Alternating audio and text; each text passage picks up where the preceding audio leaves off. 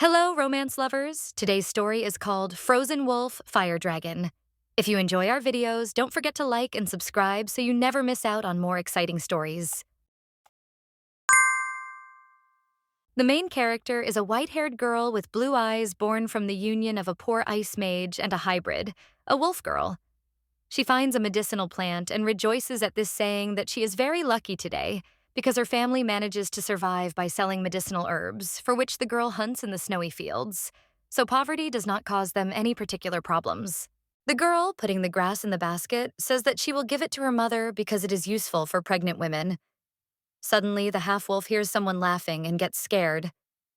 Three wolves pay attention to her and, pointing their fingers at the girl, begin to mock her. The little creature starts to tremble with fear. But the boys continue to tease the girl, and one of them asks if she went out to nibble some grass. Another asks if she is a vegetarian. The third one insists that she can't even hide her ears.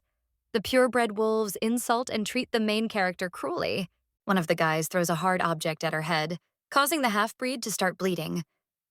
But her offender doesn't seem very worried, stepping on the herbs that the main character was collecting for her mother. When she tries to lift what she spent so much time on, the wolf asks what's wrong and whether her legs are holding her back from fear. He wants to hurt the girl again, but she unconsciously defends herself and thereby hurts her offender. Looking at her hand, the main character notices that the grass she was holding has turned to ice. The wolf is furious at being wounded and asks how the mudblood dares to raise a hand against him. But the little creature screams at him not to come any closer because one more step and that ice flow. But the guy doesn't let her finish her sentence and starts laughing, asking his friend if he saw it. He also asks what's the use of stupid ice magic in the lands where it's everywhere, and maybe the girl is acting stupid because she's only half wolf. The wolf approaches the girl and violently throws her against a tree. At the moment of impact, an unknown image flashed in her head. There was a human soul in it, and the little creature realized that this was her past life, and at the same moment she remembered the novel that she loved to read. The main character of Little Red Riding Hood was the leader of the half-breed dragons. She met a half-breed wolf during the war with the wolves, and he asked for his salvation because he wanted to bring his older sister back to life. Little Red Riding Hood took a liking to the pleading boy and made him hers. Lying on the bed with a book, the girl claims that this is exactly the kind of story she wanted to read and praises the author, saying what a beautiful look the attractive guy with ears has. As the novel progresses, the half-white-haired wolf gradually gets used to Little Red Riding Hood. The main character really liked the hero of this novel, who cried sweetly, and she dreams of seeing it in reality. But now that her dream had come true, she didn't look very happy. The girl couldn't believe that she had been reborn in the novel that she had loved so much in her past life. Realizing that this place was the world of Little Red Riding Hood, she quickly jumped up from her seat, knocking her offender down, and ran away. The same one shouts after the little creature to stop and threatens to catch her. Only half the wolf associates the author with a madman, although she herself said that she wants to see it in reality. At home, the girl's mother is waiting for her daughter, Eva, telling her unborn son, Zion, that until his older sister comes, they won't see a warm dinner. Eva recalls the events of the novel and realizes that the main character is her unborn brother. In the novel, Little Red Riding Hood, where humans lived together with half-breeds, half-wolves, and half-dragons, had a strong hatred for each other. The feud began when a wolf stole the heart of a dragon's head. Having lost the heart, which she wanted to give to her lover, the head died because she could not control the power that overwhelmed her due to anger and grief. According to legend, Little Red Riding Hood's brother also had only one heart, and in the end he died because he was unable to control his power. She blamed the wolves for this and organized a purge in the north. In this novel, Eva was the main character's sister, who was put down like a dog by Little Red Riding Hood.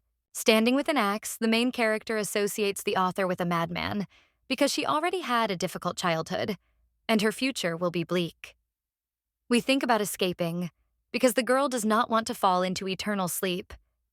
The main character's mother hears a strange sound on the street and decides to see what it is.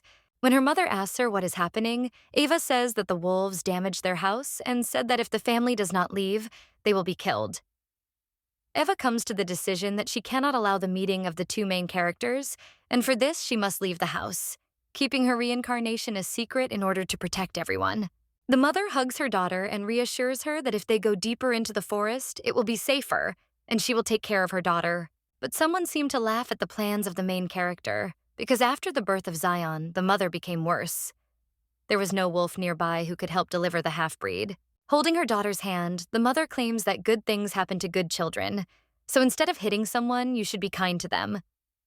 Ava looks at her mother with tears in her eyes. The white-haired lady tells her daughter that she is sorry and falls into eternal sleep. The main character cannot hold back her tears and understands that from now on, this is her reality. Both parents have abandoned them, so the girl herself will protect Zion at any cost. After many years of living deep in the forest, Ava stumbles upon a little girl lying in the snow and wonders what a child is doing in such a place. The main character notices that the girl has a fever and hopes that someone else will find and help her. But remembering her mother's words that good things happen to good children, she decides to help. Either she felt sorry for the girl left in the cold, or her mother's words had an effect. But Ava picked her up and carried her home, not understanding what consequences this would lead to. A couple of days later, the main character is met by her younger brother. The older sister asks him if everything was okay, and if strangers came. The little half-wolf answers that everything was okay. The older sister strokes the boy with white hair on the head, saying how smart he is, and asks if the girl she found in the snow woke up. But Zion sadly replies that she has been sleeping for a long time and thinks that the girl has not yet rested. But 3 days have passed. Eva sends her little brother for cold water and a towel, saying that it is most likely because of the heat. But even the best herbs don't help the sick baby, and taking her to the hospital will be difficult given their circumstances. The main character lies down on the bed next to the girl and thinks about the correctness of her actions. But leaving the child there was also dangerous. Ava places her hand on top of the sick girl's hand and apologizes for not being able to help her anymore. The girl comes to her senses at the touch of her savior. Ava asks how she is feeling, but when the child opens his eyes, the main character notices that they are red like rubies, and in this world, only one race has red eyes. At that time, the younger brother returns with water, and Eva hides him behind her back. If the girl remembers correctly, after her death, the one who took Zion was the main character of Little Red Riding Hood. In the novel, Little Red Riding Hood asked the guy who she was to him. He said while crying pitifully that the girl was his patroness. Ava hears those same words now from the little girl she saved. She claims that calling her patroness is a bit over the top and is being slick, and that if this girl really is Little Red Riding Hood, then why did she end up in the North so early? After all, in the original story, their first meeting took place when they were adults. The cross-eyed lady is greasing herself whether the course of events has changed. From behind her back, her brother sticks out, but Eva tells him not to show himself and pushes him back behind herself. The little half-wolf doesn't understand why he can't see her and asks if they can talk later. The main character understands that if they meet now, everything will end as in the original story, and tells Zion that she might get scared, so he should wait outside. The girl sitting on the bed apologizes to her patroness for saying this only now and thanks her for saving her. Eva says that this is nothing, because that act was right. The young lady was worried, but the little girl was fine. The main character asked herself if she thought the girl was dangerous, because while the child thought that if she and Zion did not see each other, her plan would continue. The survival plan in this crazy story is to buy a castle, but not like the one described in fairy tales. For their safety, Ava would like to live in the human world. Only half of the wolf remembers her father, because the intermediaries help only those wolves whose identity is known to enter the country. No one will let in poor commoners without a name. But in any world, nothing is impossible if you have money. So her ambitious goal is to buy a castle with Zion and move to the world of people. That's why the young lady memorized the herbal medicine book her father left her and saved money by selling valuable herbs. However, she didn't know that the events of history were mixed up. If she returned Little Red Riding Hood home safely and without incident, only time would separate her from a happy ending. The main character already imagines how brightly the sun will shine for her in the human world. But her thoughts are interrupted by the girl she saved, who asks where she is and who she is. Eva is shocked by what she heard and asks what Little Red Riding Hood is saying. She hopes that the line doesn't mean that, and she thinks that the author couldn't have done that. But the little girl says with annoyance that she doesn't remember anything. The main character, in despair, bends down to the floor and curses the author.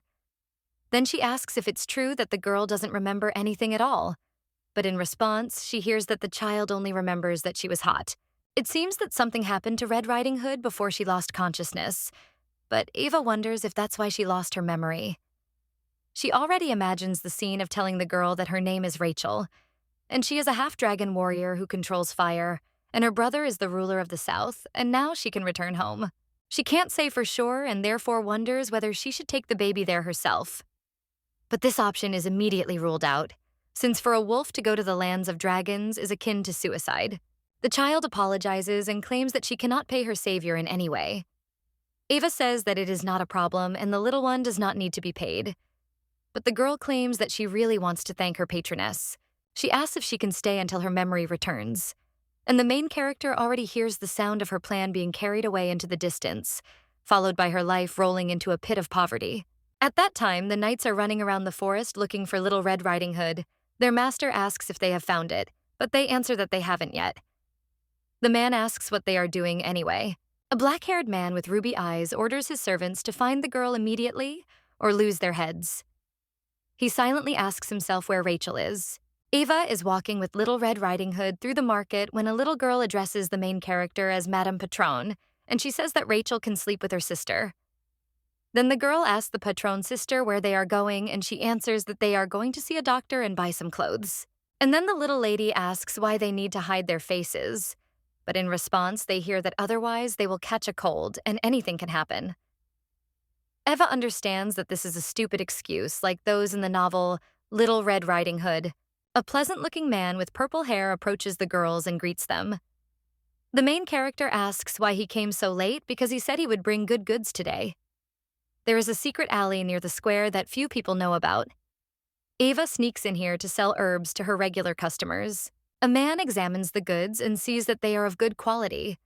Firegrass grows only in mountainous areas and easily ignites, emitting a red flame. The buyer asks how much he can buy it for. But hearing the price of 10 gold bars, he is shocked and asks why it is so expensive.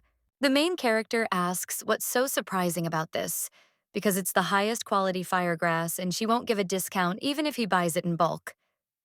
During the transaction, Eve has to hide her face and change her voice so as not to reveal her identity. Otherwise, she will be looked down upon, at least because she is a girl. However, only half the wolf claims that there is a way to buy her much cheaper, and the man is interested in what this way is. Ava suggests that he examine the girl near her. The buyer looks at the baby and asks who she is, and hears in response that it is the seller's sister. But the man continues asking questions and asks why the merchant brought her here. But Ava tells him to do what she asks, because he is a doctor. The stranger greets the girl and asks her name, assuring her that everything is fine and she should not worry. Placing his hand on the child's forehead, he asks the little girl if she is an obedient girl. After the examination, the doctor clarifies whether Little Red Riding Hood said that she does not know why she lost consciousness and that she does not remember anything.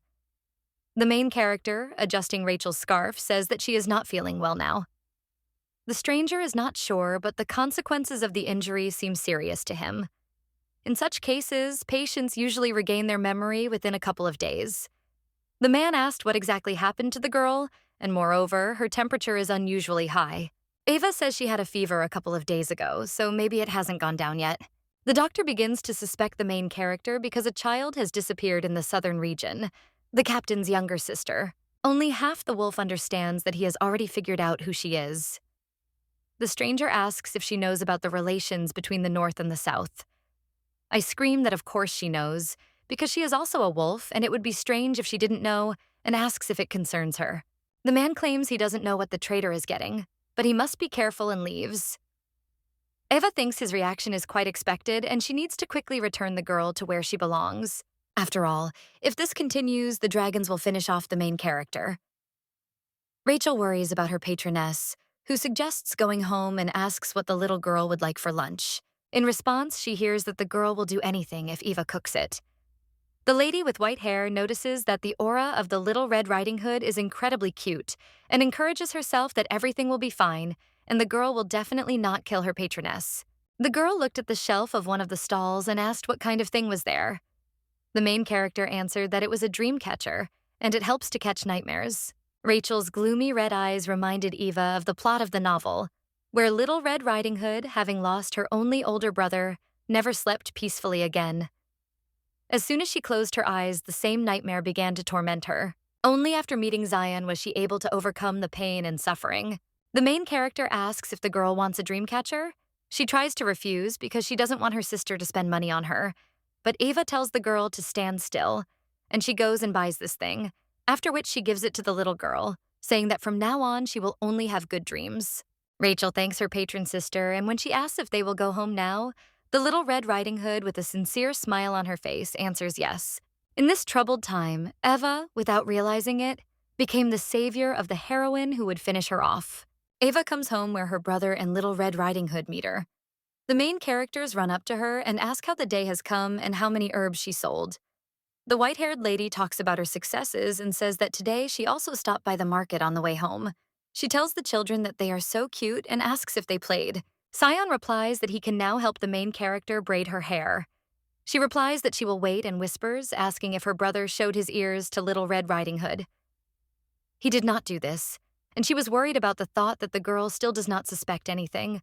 But judging by her reaction, the white-haired lady concluded that their secret was not yet known to the Little Red Riding Hood. At the moment when Eva decided to take Rachel under her wing, they gave her a new name, Ruby. The little girl claims that she can braid her hair too, and the main character says that she will expect hairstyles from her too. Then she says that it is time to cook dinner and asks the children to clean the house. Although the white-haired lady has read novels where the name of Little Red Riding Hood is written, she cannot simply use it in communication. The main character is happy that the children got along and notices that Ruby's eyes shine like rubies and considers it very beautiful. Eva, having prepared the food, wishes bon appetit. After they sat down at the table, Robbie asks the main character to give her hand. Zion is surprised and asks his sister why the girl eats only cold food and why they hold hands at the table. But the thing is that those who are vulnerable to the cold, like she and Zion, gravitate towards warmth. And food is no exception. When the lady with white hair served the baby hot food, she looked a little worried. The main character thought that she was tired of eating the same thing for 3 days in a row. But Little Red Riding Hood said that everything was fine. Eva was a little upset by Rachel's sad expression, but when she saw that the girl had eaten everything, she calmed down. However, that night, the heat from the food combined with her own unusually high body temperature, causing her to become ill. The protagonist thought about the ferocity of the fire element in dragons and blamed herself for not realizing it sooner. Fortunately, exposure to cold during the day cooled her down, and she quickly recovered. Ava answers Zion's question by saying that Ruby hasn't developed a fever yet, so she can only eat cold food, and pats the baby on the head, telling her to eat her fill. The brother starts to get jealous of his sister and asks what about him. The white-haired lady strokes her little brother's cheek and tells him to eat more too. In the morning, while the children are still asleep, Eva is already getting ready for work. But she hears Ruby calling her and asking if her patroness is going to the market. The main character hugs the little girl and asks why she woke up so early. She also claims that she will be back soon. Little Red Riding Hood asks Eva not to leave and sleep with her a little longer. But if the main character does not go, she will not earn any money. The little girl asks why her patroness needs a lot of money. The same one in the future wants to run away before Ruby kills her, but she cannot answer that. So she says that it is all so that they can move to a better place. Then the girl takes out an expensive-looking ring from her pajamas and says that she picked it up in the forest. She apologizes for going into the forest even though the white-haired lady asked her not to go out without permission. Ava warns the girl that if she walks alone, she will be attacked. She understands that Ruby is bored at home, but does not know how to resist this cutie. Sister says that she will return early and they will all play snowballs together. Little Red Riding Hood is very happy about this. The main character asks if the little girl will wait for her. Then she suggests that the girl go to sleep some more because she is still sleepy, and she will save the ring that the little girl gave her. Having said goodbye to her patroness, Ruby turns around and heads towards the fireplace, saying what a white-haired lady strangled because she hinted that she should sell the ring. While lighting the fireplace with her fire powers, the girl says that excessive stupidity is also a sin. A few days ago in the southern region, Ruby was lying in bed in a not very good condition. An elderly lady, who was most likely a doctor, said that it was an idiopathic disease that caused fever. They tried so many treatments, and the child was not getting any better. The lady tells the girl's brother to prepare for the worst. The boy is shocked by these words, and his fire element goes out of control. The maid shouts at her master to control his inner fire element, otherwise both relatives will be in danger, and asks him to take a deep breath and calm down. The captain says then not to worry, because it is not so difficult for him to control himself, and asks the doctor to take care of Rachel. The little girl calls her brother, and he asks excitedly about her well-being. The little girl wants to touch her brother and extends her hand to him. The boy already wants to touch his sister, but at the last moment he changes his mind because the growth of the fire element inside the girl will become a threat to both of them. The captain only says that he did not expect his sister to suddenly lose consciousness. Rachel was very upset by her brother's actions. He asked her if she was sure she was feeling okay. Little Red Riding Hood replies that she just had a nightmare. The guy was curious about what she dreamed about that night. Since that day, the legend that dragons have only one heart has spread throughout the city. She thought that these tales were somehow connected with the captain, so she insisted that she would save him no matter what it took. When the older brother came to his sister's room, he saw only a note on the balcony floor, which said that the girl would return when she sorted out the rumors that had been spread about the captain. Only weeks later did it become known that she had gone north. When the boy went to search for his sister, his servant reported that a similar girl was seen in the square, and people said that she was with a stranger who hid his face. The boy asks if his ward is sure of this. He answers positively and adds that the kidnapper bought her a dream catcher. The captain is very angry and says that the criminal hopes to lure his sister with a trinket, considering this impudence. He tells his servants that he will go there himself. As he walks along the snow-covered path, he wonders in his mind how the vile wolf dares to approach his sister. At that time, Ava returns home and her nose itches. The girl wonders if anyone remembers her. But then she remembers that the children must be waiting for her, so it's time for her to go home. A man approaches the main character, saying that he is in a hurry and asks if she is selling something interesting today. The white-haired lady realizes that this is another drug addict. She may be poor, but Ava was raised well, so she doesn't get involved in dirty deeds. Only Half-Wolf tells the stranger to get lost. Her moral principles do not allow her to get involved with addicts, but the main reason is that they are all bad people. The drug addict notices a ring hanging on the girl's neck and says that it looks expensive, asking to sell the expensive thing because it does not suit the girl. Ava is furious about this, and the stranger continues to ask questions. He asks about the price of the ring. The main character replies that selling it if the man gives her 50 million gold bars right now. He didn't expect such a price, and you say that it's unrealistic, and then asks if the merchant despises him, and threateningly disappears and asks if he wants to get punched in the face. Ava is fed up with him, and she decides to calm the guy down using ice magic. She hates drug addicts because of such cases. The girl quickly deals with that idiot, and thinking that she had no plans to look at such abomination, she needs to quickly return to her beautiful Rachel and Zion. She turns to the drug addict and adds that even if he brings money, the girl will not give up the ring, because it is priceless to her. On the way home, the main character thinks that she will give the ring to Ruby as soon as she returns. Although the little girl insisted that she found it by accident, there is a possibility that it is her personal thing. The white-haired lady also notices that the dragon captain still hasn't found out where his sister is. She expected it to happen sooner. But as soon as the girl thinks about it, goosebumps run down her skin. But this can't go on for long. And it would be good to keep the fact that they are wolves a secret from Ruby, because Rachel herself will definitely not guess. They say that the captain loves his sister very much, so Eva decided that the search would not take much time. Although their house is difficult to find because it is deep in the forest, and the main character told the children not to go out for a walk. Suddenly, the white-haired lady realizes that she looks like a kidnapper who keeps children captive. The girl notices that someone is following her, and if he tracked her down in the forest, he should not be underestimated. Ava takes an apple out of the basket and freezes it. She looks back and says that she knows the stranger is hiding, so let him come out. At that time, the children are sitting quietly at home. Ruby is writing something, and Zion is playing with toys. The boy with white hair gets cold, and Little Red Riding Hood wonders why he is always cold. She turns up the heat in the fireplace. Suddenly, the girl gets a familiar feeling. She jumps up and tells Zion that she needs to go out. The guy reminds Ruby that sister does not allow her to go out without permission, but she screams that in such a situation there is no point in remaining obedient, and that she must be saved. The boy with white hair does not understand who the little girl is talking about. Little Red Riding Hood, Running out of the house, answers to herself that she will save only one person, their sister. The main character is still in the forest and wonders who might be chasing her. She assumes that it could be Little Red Riding Hood's brother, but immediately refutes that fact, because the dragon would have shown up right away and not been spying. Then she thinks about the possibility that the doctor gave them to the wolves. Something moves in the bushes, and the girl throws an apple there, but there is no sound of it falling. But Eva does not believe that anyone could stand up to such a blow.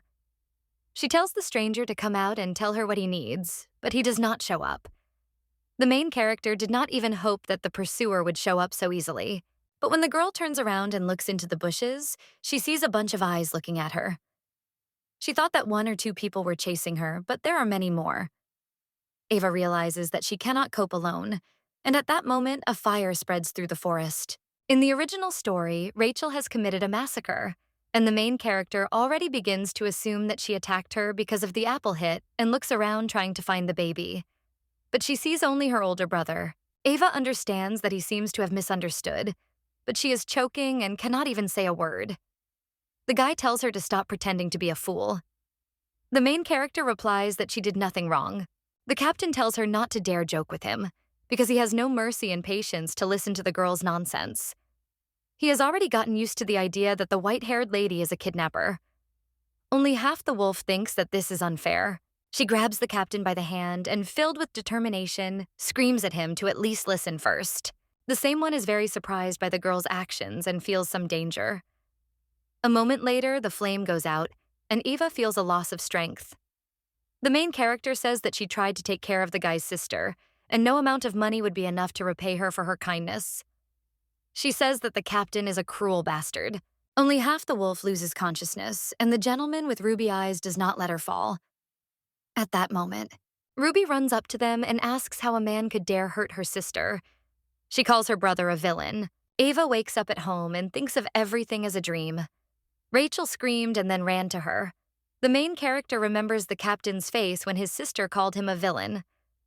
After that, the white-haired lady understands that it was not a dream and that Crazy Dragon was there.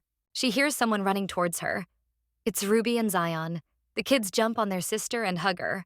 The brother asks if she's okay, and the sister adds if she's feeling better. Eva, touched by his children's opinion, thanks them for their concern and begins to calm the children down. Zion, with tears in his eyes, says that he was very scared because he thought that his sister had died. Ruby adds that he was not the only one who thought so. They both looked at the main character with pity. So, I thought what a huge elephant they had blown out of a molehill. In her thoughts, she asked the children to stop because she was still alive. She hugs her little angels, saying that she is fine. Although she herself almost cried when she saw how worried they were. The boy with white hair says that his brother left for a while and said that he would be back soon. Eva does not understand who Zion is talking about, but then she understands that he means Little Red Riding Hood's older brother. She remembers that when she touched his hand, she felt as if all her strength had been sucked out of her and checks to see if she has ears and a tail. Because if they saw the true nature of the main character, she would never wake up. The captain just returns to the house and notices that the door is of terrible quality and is not at all secure. The moment Eva and the guy's gazes met, the girl lost the power of speech. Little Red Riding Hood's older brother notices with a smile on his face that the main character has woken up and says that he thought she would never see him again. The half-breed only now had a chance to take a closer look at him, and she didn't know that he was so attractive. The guy noticed Eva's gaze and asked if he had something on his face. She replied that she didn't and apologized. And then she suggested that the captain follow her. They all sat at one table. The dragons had ice in their cups because hot drinks could make them sick. The children stayed close to the white-haired lady. There was an awkwardness in the air. So Rachel's older brother started talking. He said his name was Noel Ramier. The guy had a lot of questions, but first he decided to apologize for what happened in the forest. Eva answered that there was nothing wrong with it, and she thought to herself that he was more polite and kind than she thought, and it seemed that she knew nothing about dragons. She looked at her younger brother and understood why Noel attacked her. After all, in his place, the main character would have gone crazy upon learning that her Siona had been kidnapped, but she still thinks that it cannot be denied that it was too much, because the guy almost killed her. She thinks about compensation for all the troubles caused. Yes. She looked at the captain's face and immediately thought that he himself would pass for compensation. Her wolf instincts make themselves known. The guy excitedly asks if the white-haired girl is feeling okay because her whole face is covered in it. But the main character doesn't let the guy finish his sentence, saying that everything is fine and she was just thinking about something. She asks what happened. Noel apologizes for explaining so late and says that he is actually Rachel's older brother.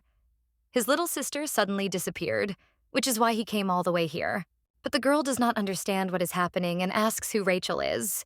The captain asks the girl why she pretends that they don't know each other. But Little Red Riding Hood hugs her benefactress and tells her about Noel's strangeness because he calls her his sister. Ava understands that the handsome man really is the girl's brother, but she can't say that she knew about it, so she will have to pretend to be stupid. She asks Noel how she can believe him if the girl insists that it is not so, but he assures that he is not lying and asks the girl to give her hand. The little girl does not trust the guy, so she hesitates, but after Eva's words, she extends her hand. When their hands stop close to each other, a flame bursts out on the older brother's hand. Rachel quickly pulls her hand away and says that she was very scared because fire came out of her hand. The main character calms down Little Red Riding Hood, saying that she will protect the girl. Zion turns to his sister, and she, thinking that he was also afraid of the flame because she was seeing it for the first time, does not know how to explain everything to him. But she doesn't even have time to say anything before Rachel turns her head and says that she's scared. She asks Zion to also take her hand. The boy doesn't understand why he should take her hand, but he takes her hand anyway. Noel doesn't understand why his sister doesn't recognize him. While the main character asks the child if she feels better, she answers that she does. And then, with a smug grin, he turns to his brother. While the fire burns in the fireplace, the older brother asks Rachel why she still doesn't remember him, but the girl simply turns away from her brother, to which he simply puts his hand to his face and sighs. Eva sympathizes with the guy because now he is a villain for his sister. She asks Noel not to be upset because when they first met, the girl did not remember anything. Seeing how upset Noel was, the main character decided to tell him the whole story of their first meeting. When the guy found out that Rachel had lost consciousness, he got angry and thought that it was all because of the damned wolves. Ava, however, understands that they are doomed if the captain finds out that they are wolves too. The brother asks if the white-haired girl is okay, but she replies that everything is okay and understands that he is worried about what happened. The guy says he had to put out the fire, but there are problems with that. Noel Ramier is considered the strongest hero in history. He is endowed with extraordinary magic. He is described as someone who can conquer the raging flames with only one heart. However, this also means that he has difficulty overcoming his own emotions and controlling his powers. The fire that he has difficulty controlling was extinguished by Eve. The girl wonders if this happened because she has the ability to freeze. After all, if so, there are many mages whose powers are superior to hers. She wonders if Noel might not know about this. The main character decides to ask if this happened because of her freezing ability. After all, as far as she knows, there are many wolves with similar powers in the north. Noel suspiciously asks if the girl is a wolf, but Arda says that it is just an assumption. But the girl can't say it. She has trained to say that she is not a wolf, but a human, many times. But now she could not squeeze out a word. She tried to say it again, but she was interrupted in mid-sentence by Little Red Riding Hood. She asked her sister with tears in her eyes to drive the stranger away. But Ava began to assure the little girl that the guy was not a stranger. After all, they are so similar to each other. Natalie just shook her head and said that he had offended her benefactress, which means he is bad, and asked Zion what he thought about it. The little brother began to nod and agree, saying that Ruby's brother is bad because he had offended Eva. They both begged to kick Noel out. Little Red Riding Hood claims that he is big and therefore scary and his eyes are red. The white-haired boy with white hair agrees with her. Well, and then he notices that Ruby has the same eyes. But when she looks at him with a murderous look, he gets scared. The captain didn't know what to do. But the main character replies that her memories will soon return, so she asks the guy not to worry. Then the brother says that he will lightly touch his sister, and it won't hurt. But Rachel turns away from him and hugs Eva tighter, saying that she doesn't like the black-haired one and that she will live with her sister. The main character mentally asks Little Red Riding Hood not to talk nonsense and says that she is causing her brother inconvenience. Ruby looks at her brother with anger. The white-haired lady, noticing this, turns the little girl to herself and tells her not to look so angrily at her brother. But the girl screams that if she has to leave, she will take the benefactor with her and asks her to go too. Although Rachel is charming, Eva says that it is time for the baby to go home, which makes the child cry. The main character tried to reject her as gently as possible in order to return home quickly. Noel understands that there is no choice.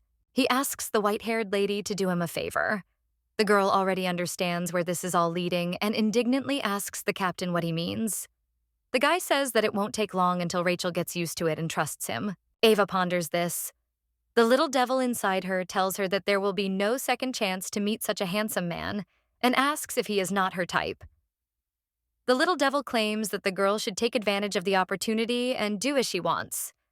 The little angel objects because if Noel finds out the truth, the main character will be killed. Eva is already preparing for a refusal, because although one can only dream of such a cute guy, but if he finds out that she is a she-wolf, she will be cooked on the fire. But then the guy says that he understands that he has committed an unforgivable act, and it is shameful to ask a girl for a favor, but he begs her to do it for Rachel. The main character's heart almost jumps out from this. She says that it will be quite difficult because she has personal reasons for this. Noel claims that he will repay her kindness, and the white-haired lady asks if he will repay her with money. After the captain says yes, the girl asks the children to leave them for a while. When Rachel's brother is about to leave the house, he says goodbye to the main character and hopes that she will think about the conditions they discussed and repeat that he was very guilty, and he is incredibly sorry. Eva says that in his place she would have done the same. This behavior of the guy was unexpected for the main character because she thought that the captain of the dragons would refuse arrogantly, but he even bowed to her. The guy, a little embarrassed, says that he knows it's impolite to ask for something like that, but could the white-haired lady take his hand again? He adds that he didn't mean to offend the girl and just wants to make sure. Eva understands the guy and extends her hand to him, but Rachel interrupts them, asking why this guy is still here. She hugs Eva and glares at her brother. The captain says upset that he will go because his presence still worries the baby. The main character says goodbye and tells him to take care of himself. Noel asks the white-haired lady to explain everything to Rachel. After that, Eva suggests that the baby return to the house. Lying down on the soft bed, she thinks about what a difficult day it was today. Looking at her hand, she remembers the captain's words and wonders if he wanted to know more about her strength. The girl does not know why, but she would prefer a walk in a snowstorm to these conflicting feelings. A red-eyed little girl climbs onto her bed and plops down next to her. The white-haired lady addresses the girl named Rachel, but she says that it is strange to hear her called by that name. The main character claims that the little girl will soon get used to it and asks if she was scared. The girl says that she was very scared because fire burst out of her hand. Eva strokes Rachel, thinking that it will be difficult for her to explain everything, and she asks if the white-haired lady was scared too. The main character was scared, of course, but first of all, she needs to reconcile the baby with her brother, so she asks the girl if the captain seemed cool to her. Rachel is surprised by such a question and asks again, and then asks the white-haired lady to tell what exactly is cool about him. The main character thinks that the girl liked Noel too. She says he is tall and has broad shoulders. Eva has never seen anything like that. Rachel asks if she likes guys with broad shoulders. The benefactor says that it is her taste. Then the little girl asks what about his appearance. Eva says that his face is incredibly attractive. The child says that Noel is her sister's ideal. The main character agrees with this fact, but wolves are inveterate enemies of dragons, so she tells the girl that this is not true. The girl looks a little downcast after these words and asks the half-blood if she wants Rachel to be friends with him, because if so, she will try. Eva jumps out of bed and asks if it is true. In her head, there are a lot of questions whether she was able to convince the girl and whether she changed her mind. Rachel says that she can meet her brother 3 times a week, but her benefactor must be with her because she is afraid to be alone with the captain. Eva hugs the girl and claims that she will do it without any problems, but once a week will be enough. Rachel claims that 3 times is better. The main character is worried and says that 3 times is quite a lot.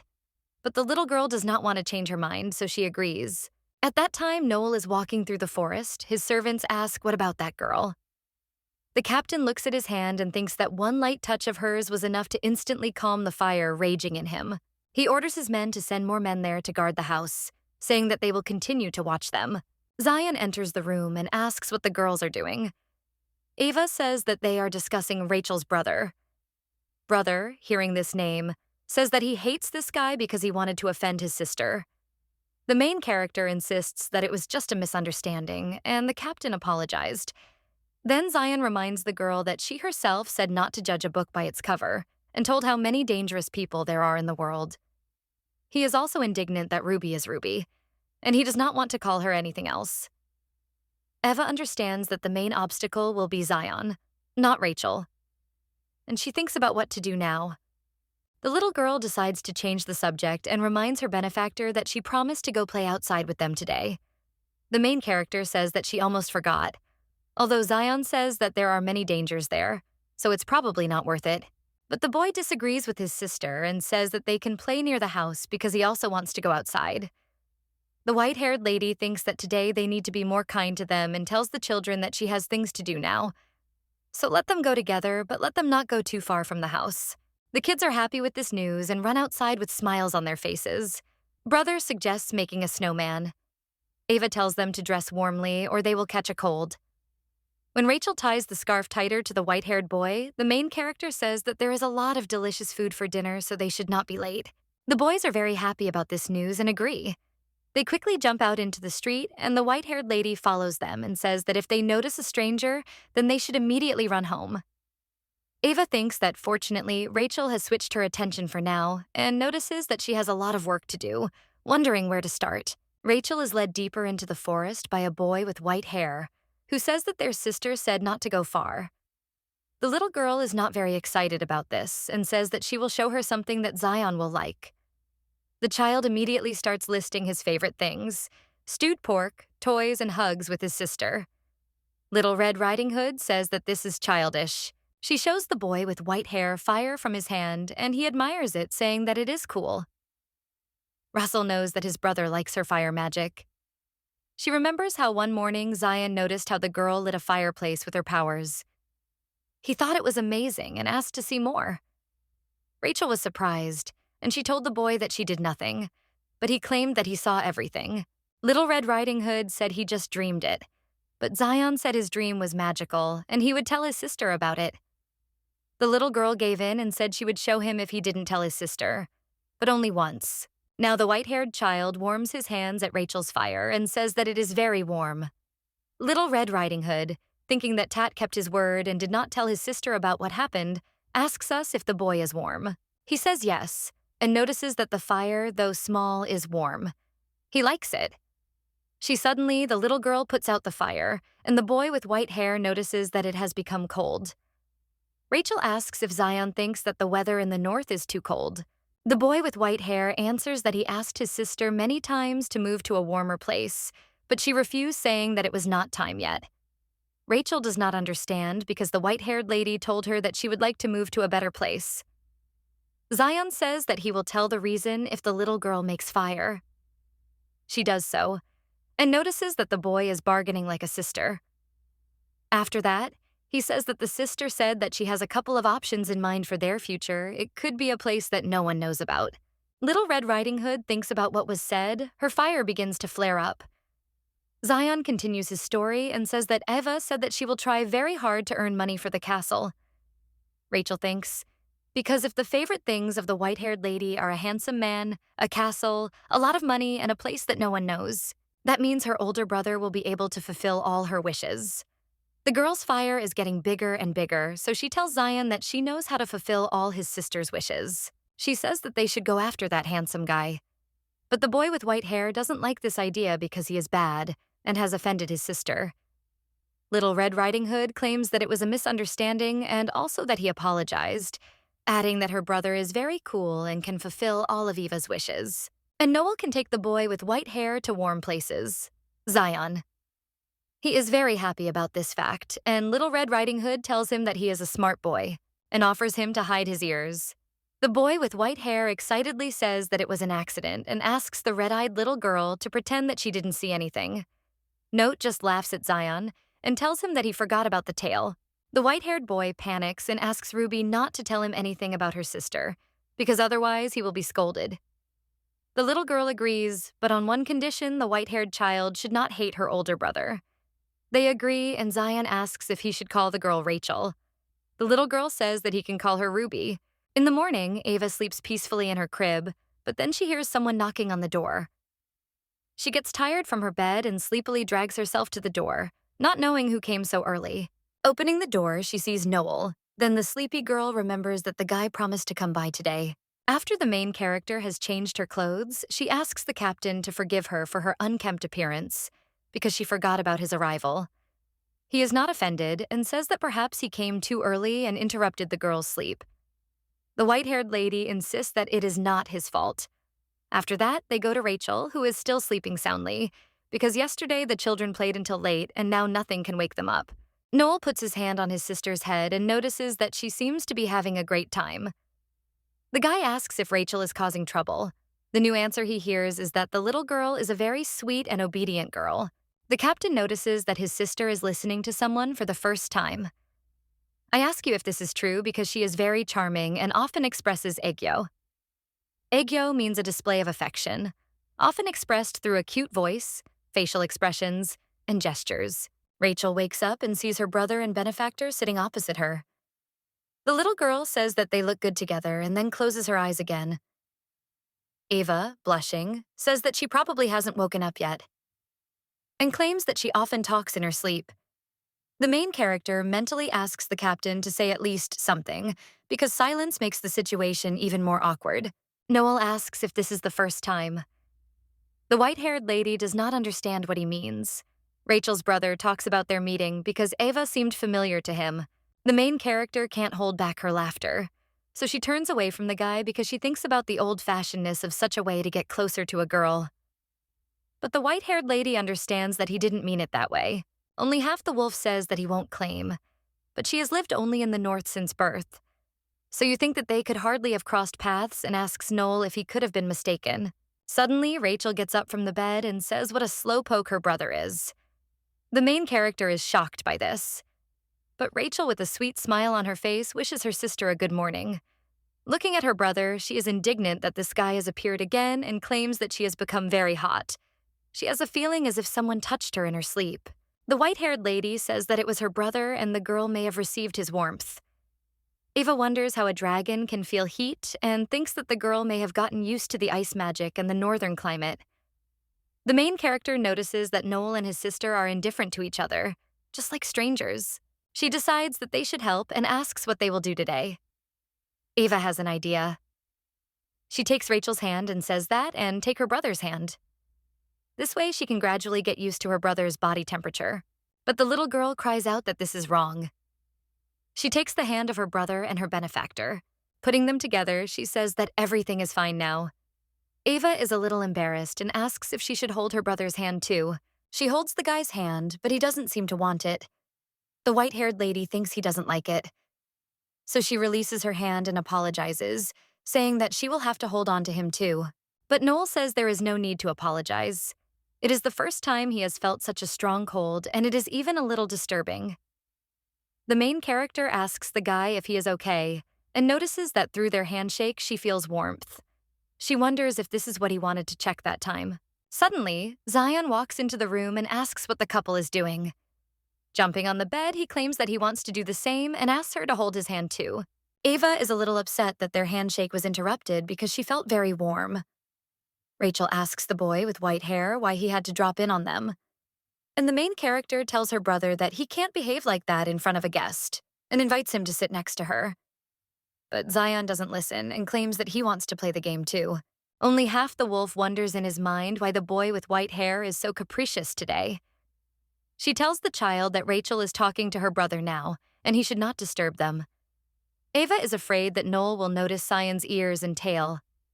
The captain claims that there is nothing to worry about and that they were playing hot and cold. He invites the boy with white hair to join in, holding out his hand. Zion says that he likes that and holds out his hand in return. Touching Noel's hand, the boy with white hair can't help but feel so warm. Ava. I like her brother's reaction because the captain isn't even their relative. The child has a tail. The main character is very worried about this and thinks it's time. Their bad ending. Only half-wolf quickly covers his brother's tail with his dress and replaces that Rachel and Noel haven't noticed his tail yet. But the girl doesn't know what to do because soon his ears will appear. The captain asks about the well-being of the white-haired lady. Ava says that the room just got a little hot. Noel guiltily says that it's his fault. The main character silently prays that he doesn't look down and thinks that she needs to distract him somehow. The white-haired girl says that it was just a slip of the tongue and what she really wanted to say is that she's a little cold. The girl puts her hands on the captain's hands. She tells Noel that his hands are very warm and he is happy about it, saying that he is glad that Eva likes it. The main character is very angry with her brother. She tries to distract Rachel's brother in every way and says that his hands are like warm potatoes. In her thoughts, she asks someone to stop this disgrace. Rachel puts her hands on the head of the boy with white hair and tells her sister to look, because Zion's hair is disheveled. She claims that the boy's hair is sticking out like puppy ears. Zion is horrified to realize that he almost made a big mistake. He hides his tail. Ava sighs in relief, and you notice that she is still holding Noel's hand. She quickly pulls her hand away and apologizes, saying she was just lost in thought. Zion is still touching his head in worry, and Rachel shows him that everything is okay. Noel says that everything is fine because Zion is a friendly boy with white hair. The captain does not really know how to play with children, so he is worried. He puts his hand on the boy's head and says that he is obedient, unlike Rachel. Noel says that he likes Zion. The same one jumps on the captain and hugs him. The main character in shock asks Zion to come to her, but Rachel takes her hand, saying that she is hot. Eva hugs Little Red Riding Hood and thinks to herself that her brother will drive the girl crazy one day. She just hopes that he will not do anything again. She tells Zion not to bother Noel, but the boy with white hair does not even listen and tells the captain that he is warm like the sun, warm and big. Rachel's brother is happy and says that this is the first time someone has ever complimented him like that. He thanks Zion for this, and the boy with white hair remarks that he is also very handsome. The kid tells his sister that this guy is her type. Noel is embarrassed by such words. Ava is also shocked by what was said, and in her mind she asks her brother what he is talking about. She asks Zion if he is awake yet and asks him to move closer. The girl says that he is still sleepy, and that is why he is talking nonsense. But the white-haired child, claiming that she constantly repeated that she loves handsome guys, especially when they cry. The half-breed's face turns red from these words. Ava asks Zion what's going on with him today. The main character puts Rachel on the floor and starts to tear her brother away from Noel. But he doesn't want to let go of the captain. Ava thinks that he's had enough because few of them dared to reveal her secret in front of strangers. When Zion was a baby, every time he started to cry, the girl made fun of him and said that she liked crying boys with white hair. Who knew that karma would catch up with her for this? She mentally asked the captain to pretend that he did not hear anything, but he thinks about it and repeats out loud about the beautiful crying guys. The main character is almost crying, thinking about all the bad words in the world. As evening falls, Noel leaves the estate and tells his sister that he will be back soon. Then he says goodbye to Eva, but for some reason she doesn't look very happy. Apparently, life has tossed her around today. The captain, with a smile on his face, wants to ask the half-breed for something. But when his gaze falls on Rachel, he says that he didn't want to say anything important. The guy insists that it's time for him to go, and the main character says goodbye to him. She was still curious about what he wanted to say. As Noel walks through the forest, he begins to think that it is dangerous for him to get involved with strangers, because it can be risky. Because of his heart, he killed too many innocent people, including his parents. The guy can't control his frightening power. He can't understand one thing. How did Eva manage to tame her so easily? The guy doesn't know why, but he even took control of the inner fire. From the mere thought of the girl, anxiety begins to pulsate in his chest, burning his heart, and a smile does not leave his face. This question reminded Noel of a dream he had a few days ago. The captain didn't understand where he was. His hand was painted black. The guy saw a person walking towards him through the flames. Everything was like in a fog, and he couldn't see the face. Noel understood that if the girl came closer, she would get hurt. He began to tell her not to come near, but his tongue was tied because he could barely breathe. He shouted to the stranger not to come near him, but the girl did not listen and touched the captain and put out all the fire. The pain that tormented him so much disappeared.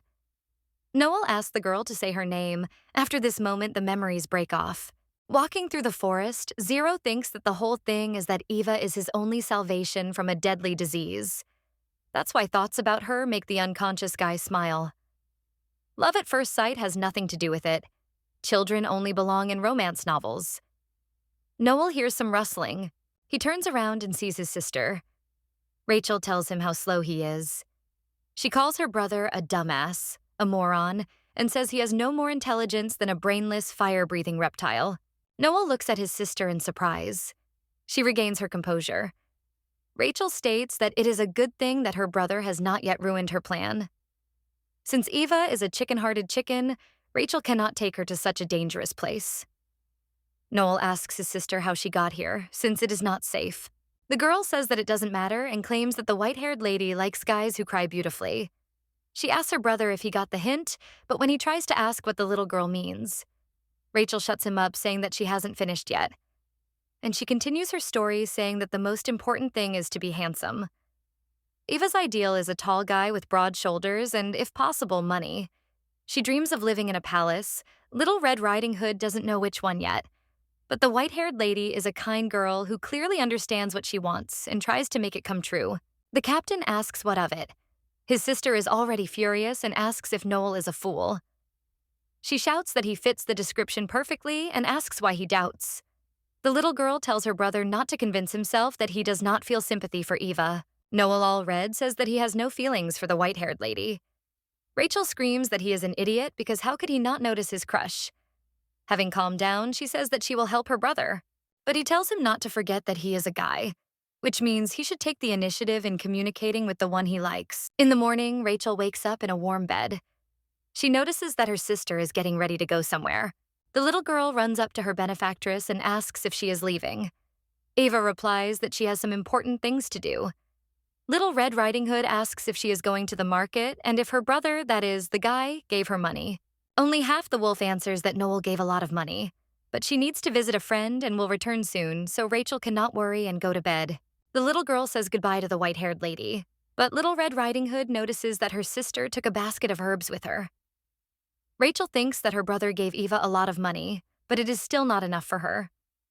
She talks about the girl's ambitions and approves of them because such a girl is worthy of becoming her stepsister. But something worries Little Red Riding Hood, because she always covers her face when she goes to sell herbs so that no one recognizes her, and she actually goes to see a friend. The little girl is horrified to realize that this friend might actually be her boyfriend. Eva said she needed money, but not to live happily ever after with her boyfriend. Rachel quickly distracts you from such thoughts by saying that she will not even consider such a possibility. The little girl decides that she needs to follow her sister, but suddenly Zion, who had just woken up, appears behind her. He asks where Ruby is heading, and the girl replies that she needs to go out. Well, the little half-wolf asks where and says he will go too. Rachel doesn't like it very much because she wanted to follow her benefactor secretly and quickly return so that the boy with white hair wouldn't notice anything, but he ruined all her plans. She tells Zion that this is a very boring place, but he asks where it is because he is curious. Little Red Riding Hood understands that if she doesn't take him with her, he will definitely follow her and may get lost on the way back. So she gives her consent for the guy to go with her, but she asks Togo to promise that he will stay close. The children gather and leave the house to find their sister. Eva, walking through the forest, remembers Rachel's words. She thinks that Noel gave her money and a lot of it. When the captain brought the white-haired lady bags of gold coins, she asked how to understand this. But the guy remembered Eva's words, who said that she needed a lot of money. The main character thought that the guy would despise her because of her strange preferences. Looking at the fur full of gold, she wondered how much money was there and why the captain looked so pleased. Maybe giving out money was his hobby. Only half the wolf handed Noel the bag of coins back and said that there were too many in it. But Noel began to object, saying that it seemed to him that there was not enough there, and if more was needed, then let the girl say. He asked her not to worry about it. The main character wanted to ask how much he could add, but giving in to instincts in the presence of a stranger was a bad idea, and she decided that she should refuse. But the captain replied that she should not be shy about asking for more because he could give her as much as she wanted. Eva took a handful of coins and handed them to Noel and asked if she could exchange them for something more valuable, for the captain's smile. He felt a little awkward and said the girl's name. This pushed her out of her thoughts, and she said a little embarrassedly that once she spent it all, she would ask for more. Half-breed instincts had gotten the better of her again a few minutes ago. The main character thought about what would happen if she asked for a fortune. She thinks that the captain is very naive, because as soon as she takes his hand, his cheeks turn pink with embarrassment. Modest guys are her type. Ava tries to tear herself away from these thoughts, because now that she has a lot of money, she can give the last order and return to the children. She meets her customer. He greets her and says that they haven't seen each other for a long time. This is one of the regular customers of the white-haired lady. He is a businessman who is always traveling for work, so he knows a lot and sometimes tells the girl interesting stories. The blue-haired man asks if the main character brought what he asked for. The wolf only half answers that she did. The buyer says that tigers in the East love healthy vegetables, so they like herbs. This is the most surprising thing the girl has heard from him. She says she brought more. Maybe this is her last day of sales. The man asks why so suddenly, and if something happened, he also asks where he can buy herbs for his tigers now. Ava says that it is his problem. The man says that he thought they were close. The main character replies that it just seemed that way to him, and she asks if the businessman found out what she asked for. He asks if the girl talks about how to contact intermediaries for illegal migration. Because regarding this, the man asks if the wolf only knows half that they have a new ruler. Ava asks if he is somehow connected with her question. The blue-haired buyer says that several middlemen were arrested and illegal migration was strictly prohibited and it is better not to do it now. Ava was very upset by this news. The businessman began to calm her down because they still have plenty of time, and the girl needs to wait until the ban is lifted. But the main character does not have much time. The buyer says that he wants to give the girl a parting gift. Ava looks at him and asks what it is, but the man says that these are rare herbs that are unlikely to be found or bought anywhere. The main character asks if these are drugs. The businessman says that it is something like that. Only Half-Wolf furiously rushes at the man and says that she does not need this. The guy says that the girl is more honest than he thought and puts the gift in the basket, assuring that she will like the amazing taste of the new world. But the girl only claims that it will be a world of death when the cold hits and adds that she will throw the gift away on the way home. The businessman jokes that the cold hits in the north will not lead to death, unlike heat stroke. But it's not really funny for the half-breed because she really is in danger of dying from the heat. After saying goodbye to her customer, the girl heads home. She thought she would be able to move to warmer places when she saved up some money, but she didn't expect things to turn out like this. On the way home, Ava thinks that she has no choice and will have to live in the north and take care of Rachel for a while. She also needs to earn money to make good acquaintances. But the main character wonders what will happen to her if the dragons find out that she and her brother are wolves. She immediately drives away negative thoughts because there is always a way out. And they think about their children. Coming closer to the house, she sees that the door is open. Having entered only halfway, the wolf does not see the children. She understands that the children are not at home and wonders what happened to them. Wandering through the forest, she searches for them, but the children are nowhere to be found. Then the main character considers the possibility that they went to the square. Rachel is different from the locals in appearance. They will immediately notice her and recognize her, so they need to find them quickly. She asks the guys to wait for her. The girl runs around the market, but the children are not in the alley when they went to sell herbs together, nor on the street where they were walking. They are nowhere. Eva, with tears in her eyes, wonders where Rachel and Zion went and reproaches herself for not keeping an eye on them. She runs as fast as she can and crashes into a man. Eva apologizes and looks up to see that it is Noel. He asks if something happened to the girl. She replies that the children are missing. She left them at home and went away. And when she returned, they were no longer there. The main character considers it her fault because she only cared about money. She is an irresponsible sister. She cries and says it's all her fault. Noel tries to calm the girl down, and she understands that he rules now is not the time to cry. She says she'll go and find the kids. Then she turns around and runs to find the kids. She mentally asks Zion and Ruby to take care of themselves until the girl finds them. At this time, a boy with white hair, looking at the market, asks Little Red, Riding Hood, if she is sure that they have come to the right place. Rachel replies that she is not really, but maybe.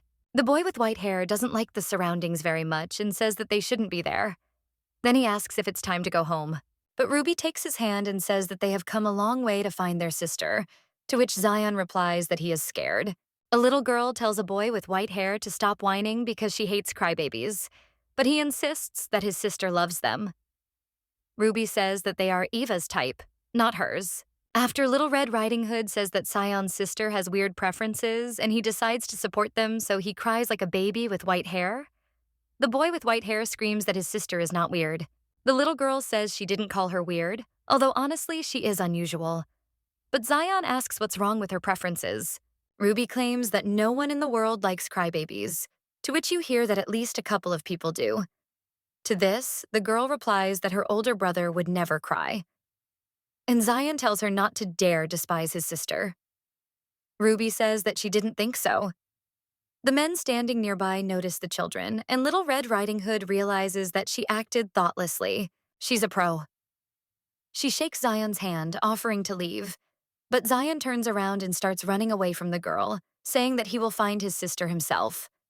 The little girl screams at the white-haired boy to stop, because if he keeps running, he will reach the central square and there they will be noticed. She has no choice, and the girl uses the power of flame to stop Zion. He finally stops and seeing the flame says that he likes it. Ruby tells the boy with white hair that he is a fool, because she never said that she does not love his sister. Whoever Eva likes, she will always be the most adored future stepsister. The little girl is happy that the problem is solved, as she thought the best way to make a naive wolf wag his tail is fire. There is a man standing behind Little Red Riding Hood and repeating her last word.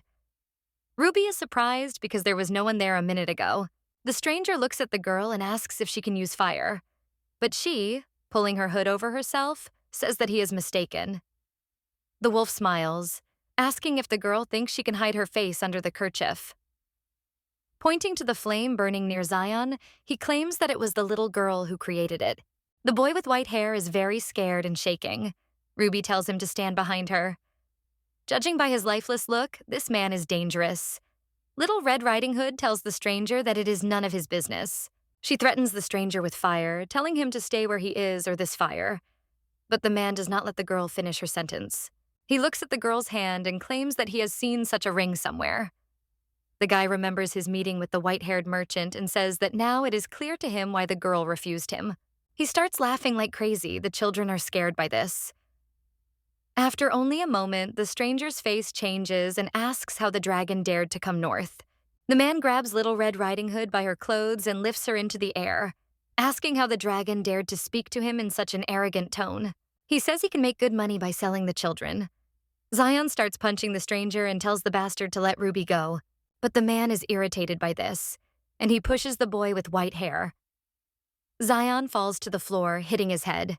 His ears appear. The stranger notices that the child is a half-breed and says jokingly that a dragon and only half-wolf are a great couple. Ruby thinks she has to protect Zion, but she can't breathe. Suddenly, flames flare up on the man's back. He doesn't understand what's happening and lets go of the girl. Noel asks furiously how this worthless person dared to touch his sister with his filthy hands. The captain approaches the children and asks if they are okay. At that time, the stranger who attacked the children screams that he will die and asks for help. But Noel is not going to help him. He thinks about what to do with this annoying wolf and is thinking about just finishing him off.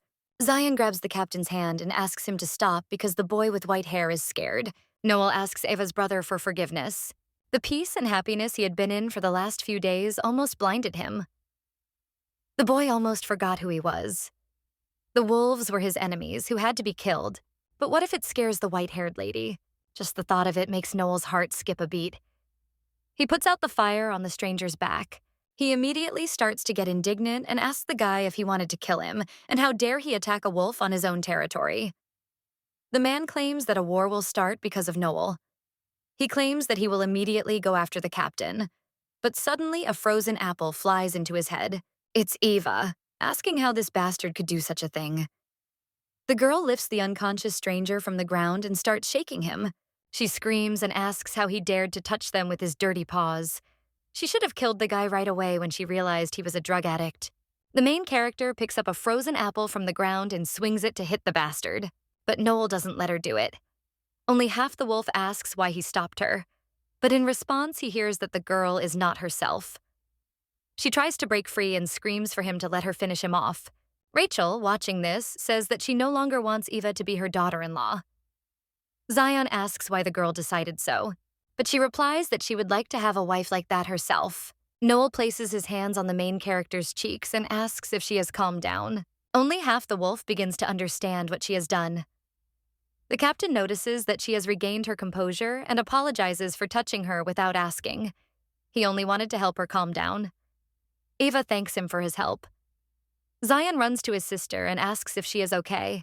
The white-haired lady grabs her brother by the shoulders and asks why he left home, and didn't she ask him to stay there while she was gone? The white-haired boy apologizes. The main character lived in fear that such happiness would disappear, so she tried to protect Zion from this. She asks her brother with tears in her eyes what would happen if he got hurt. Only the half-wolf was very worried about him. The boy with white hair started apologizing and asking his sister not to cry. Ava hugs her brother and says what a relief that nothing happened to him. Ruby calls the white-haired lady and says that it is her fault because the girl asked Zion to go with her. But the white-haired boy objects, saying that it was he who insisted and asked Ruby to walk with him outside and then ran away from her. Ava hugs the boys and says that it is her fault that she should have left the kids alone. Rachel says that it is not her fault because it all happened because she called her preferences in guys weird. Zion began to cry and scream that her preferences are not weird, but special. After that, Little Red Riding Hood apologizes and says that she will respect Eva's tastes from now on. And she says that she will ask her brother to cry more often. Only half the wolf asks them if they have said everything.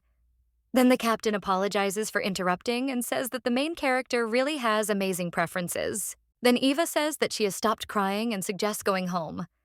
But she says that first they need to thank Noel for saving them. Zion hugs the captain and thanks him because without him, they would have had problems. Rachel also says thank you and calls him brother. Noel is touched by this and offers his sister a hug. Little Red Riding Hood jumps into her brother's arms. Zion says he's hungry. I tell him they'll stop for groceries on the way and asks if Rachel and her brother want a certain dish. But they whisper, and Little Red Riding Hood's brother says she lost something in the alley. Ava says that then we need to go back and asks what exactly the girl lost. Noda says that she will go with her brother because it is a secret. Noel says that the white-haired lady and Zion should go, and they will soon catch up with them. Only Half-Wolf, looking at them, thinks that it's good that they got along. Two dragons in the alley approach the same stranger who dared to offend the guys. He screams that he almost died and asks what else they want from him. Rachel says he brought it on himself because the emo had no business scaring her and Zion. Now it's time for him to pay for upsetting her future daughter-in-law. Ava puts the kids to bed. The captain comes into the room and asks if she's okay. The main character says that yes, the kids have calmed down. But Noel says he wasn't asking about them. He was asking how Ava was doing. Only half the wolf doesn't understand what's going on. The man reaches out to touch her face. He moves her hair out of her face and says that her eyes are red. She says that she is fine, just very scared. The white-haired lady claims that what happened was her fault, but the captain insists that she does not need to blame herself, because she will take what happened into account for the future and it will not happen again. He tells Eva that she shouldn't blame herself for what the children did, and that she did well and did everything to protect them. Noel tells the girl that if she doesn't mind, they could do it together. But the main character doesn't let him finish his sentence, jumps out of bed and quickly leaves, saying that she needs to collect herbs. The young man is a little surprised by this, and the lady with silver hair goes outside and thinks that so much has happened that day. He puts his hands to his chest and thinks that he never imagined that something like this would happen. So the girl decides that she can't just throw it out of her head and she needs to come to her senses before returning home. The next day, the young lady is already sneezing. The little girl with red eyes asks if her benefactor is feeling unwell and offers her a blanket. The main character says that she feels somehow sick. The girl cannot believe that a short night walk led to a cold. She covers herself with a blanket and thinks that she has lived on this for so long north, but she managed to just get sick. But even the little white-haired Zion didn't catch a cold. The white-haired boy tells his sister not to die, and the girl says that everything is fine. Approaches Eve, a young man with black hair, and asks him to forgive him. He claims that the young lady has a high temperature and needs to take medicine. Then the guy points to the grass and says that they are good for the common cold, so he will brew some their girlfriend. The main character thanks him and apologizes, for which again causes inconvenience. But the young man tells her not to worry and claims that he will return soon. Zion offers his help, and the girl with black hair says that he can't use fire, so let him leave it to her. The main character watches all this from her bed. The guy at this time asks what herbs exactly to take, but the young lady slowly falls asleep. A little while later, someone wakes her up from her sleep. It turns out to be a guy with black hair. He brings a mug and says that it is medicine, so the girl should just take it and rest. The young lady rises heavily from her bed and says that her head is splitting. The guy brings her a glass and says that he has made a herbal infusion, so let Eva drink it, because it will make eating easier. The main character does so, but notices that the tea has a slightly bitter taste. The young man with black hair puts her to bed and offers her to sleep. He also says that he will leave the rest of the decoction on the table. Therefore, when the young lady wakes up, let her drink some more. Then he says that he will go outside with the children and they will get water, after which they will return soon. The girl understands whether it is because of weakness, but when the guy's hands touch her, they make her feel like she's suspended between heaven and hell. The young lady thinks how warm she is. After all, through the touch of this young man, one can feel his love and desire to care. So she fell asleep immediately and had no idea what was happening around her. But when she opened her eyes, her body felt a little strange. The girl was wondering if they had found water, but suddenly she noticed that her hand looked a little strange, and a tail appeared. Therefore, the main character comes to the realization that she has turned into a she-wolf. The young lady cannot believe it, because she slept for so many hours as if she were not alive, and woke up in the form of an animal. The main character hopes that this must be a dream and she is still sleeping, and what is happening is part of her fantasy. Eva decides to just calm down, close her eyes and count to 10, because maybe then everything will go back to normal. The young lady starts counting, but after a few numbers she falls into despair and realizes that this is not a dream after all, and she is just trying to deny reality. Eva does not understand what is happening, but then he smells a slightly familiar smell, and when he looks at the table, he sees a cup of blue broth there. Now the young lady understands that even though her nose is stuffy due to a cold, the foul smell can still be felt. And the girl remembers how she asked the young man to make a decoction of herbs in a basket. Well, those herbs have no side effects, and the guy apparently added something else. Then the main character climbs onto the table and sees those same blue herbs. The young lady remembers who gave them to her. She wonders why the guy gave them away and kept them for himself. She thinks that then it is not surprising that she turned, although in the story itself this never happened. So the girl thinks what she should do to return to human form. After all, if she doesn't cope before this family arrives, things will be bad. The young lady is already imagining how they will burn her alive and thinks that she is finished. But the girl decides to stay calm and understands that first, she needs to get out of there. So the wolf goes to the door and tries to push the door away. She thinks that she will return to her human form when the effect of the drug wears off. But no matter how hard the main character tries, she still can't open the door because she has paws instead of hands. But then the door suddenly swings open and the young lady thinks she's finally got it, but only Rachel enters the room. She tells Zion that Eva is most likely asleep, and when someone is sick, it is important to give them the opportunity to rest properly. The main character understands that she is finished, and when Rachel looks at her, the young lady thinks that, judging by the expression on her face, the girl understood who she is. She also sees her brother, but the boy with white hair only says that it is magical, and the main character understands that he apparently did not guess. Since his birth, they lived deep in the forest, so the boy never saw other wolves, and Eva did not show what they were like. But then the boy with white hair says that the ears and tail look familiar. The young lady prays that she will not be recognized. The boy with white hair says that the wolf looks like him, but Rachel quickly shuts him up and says that the creature looks like a dog. The girl claims that she saw her once and that it was definitely a dog. The boy with white hair only asks where the lady with black hair saw her and if her memory has returned. The main character is just wondering why Zion suddenly became smarter today, while the boy with white hair says that she needs to show the dog to her sister. But when they look at the bed, the sister is not there. So the young man begins to think. He says that his sister has disappeared and the dog has appeared. The main character asks him in her thoughts not to imagine anything, because now is not the time for thinking. The girl understands that her brother only turns on his brain when it is not required. And the boy with white hair adds that his sister is somehow connected with the dog. But the she-wolf immediately falls to the ground and starts rolling around on the floor to be petted. She understands that she needs to distract attention. And this method works because the guy immediately runs up to the she-wolf and starts petting her. Rachel is a little shocked, but she still sighs and says that it is definitely a dog. The main character thinks that it hurts her to hear that she is called that, The girl says that sister must have left and she has a fever, so Eva probably wanted to cool down. The guy just shows the wolf's paws and says that they look like marshmallows. Eva thinks that he should feel sorry and sympathize with his sister, who is forced to pretend to be a dog. They play with her. The lady with black hair adds that it doesn't matter and calls the young man a fool. She asks what will happen if her brother suddenly returns. The main character is a little scared because of this. The she-wolf understands that because of them, she almost forgot about her hopeless situation, because the final boss is about to appear. And then the very final boss enters the room. Everyone except Sion looks at him in shock.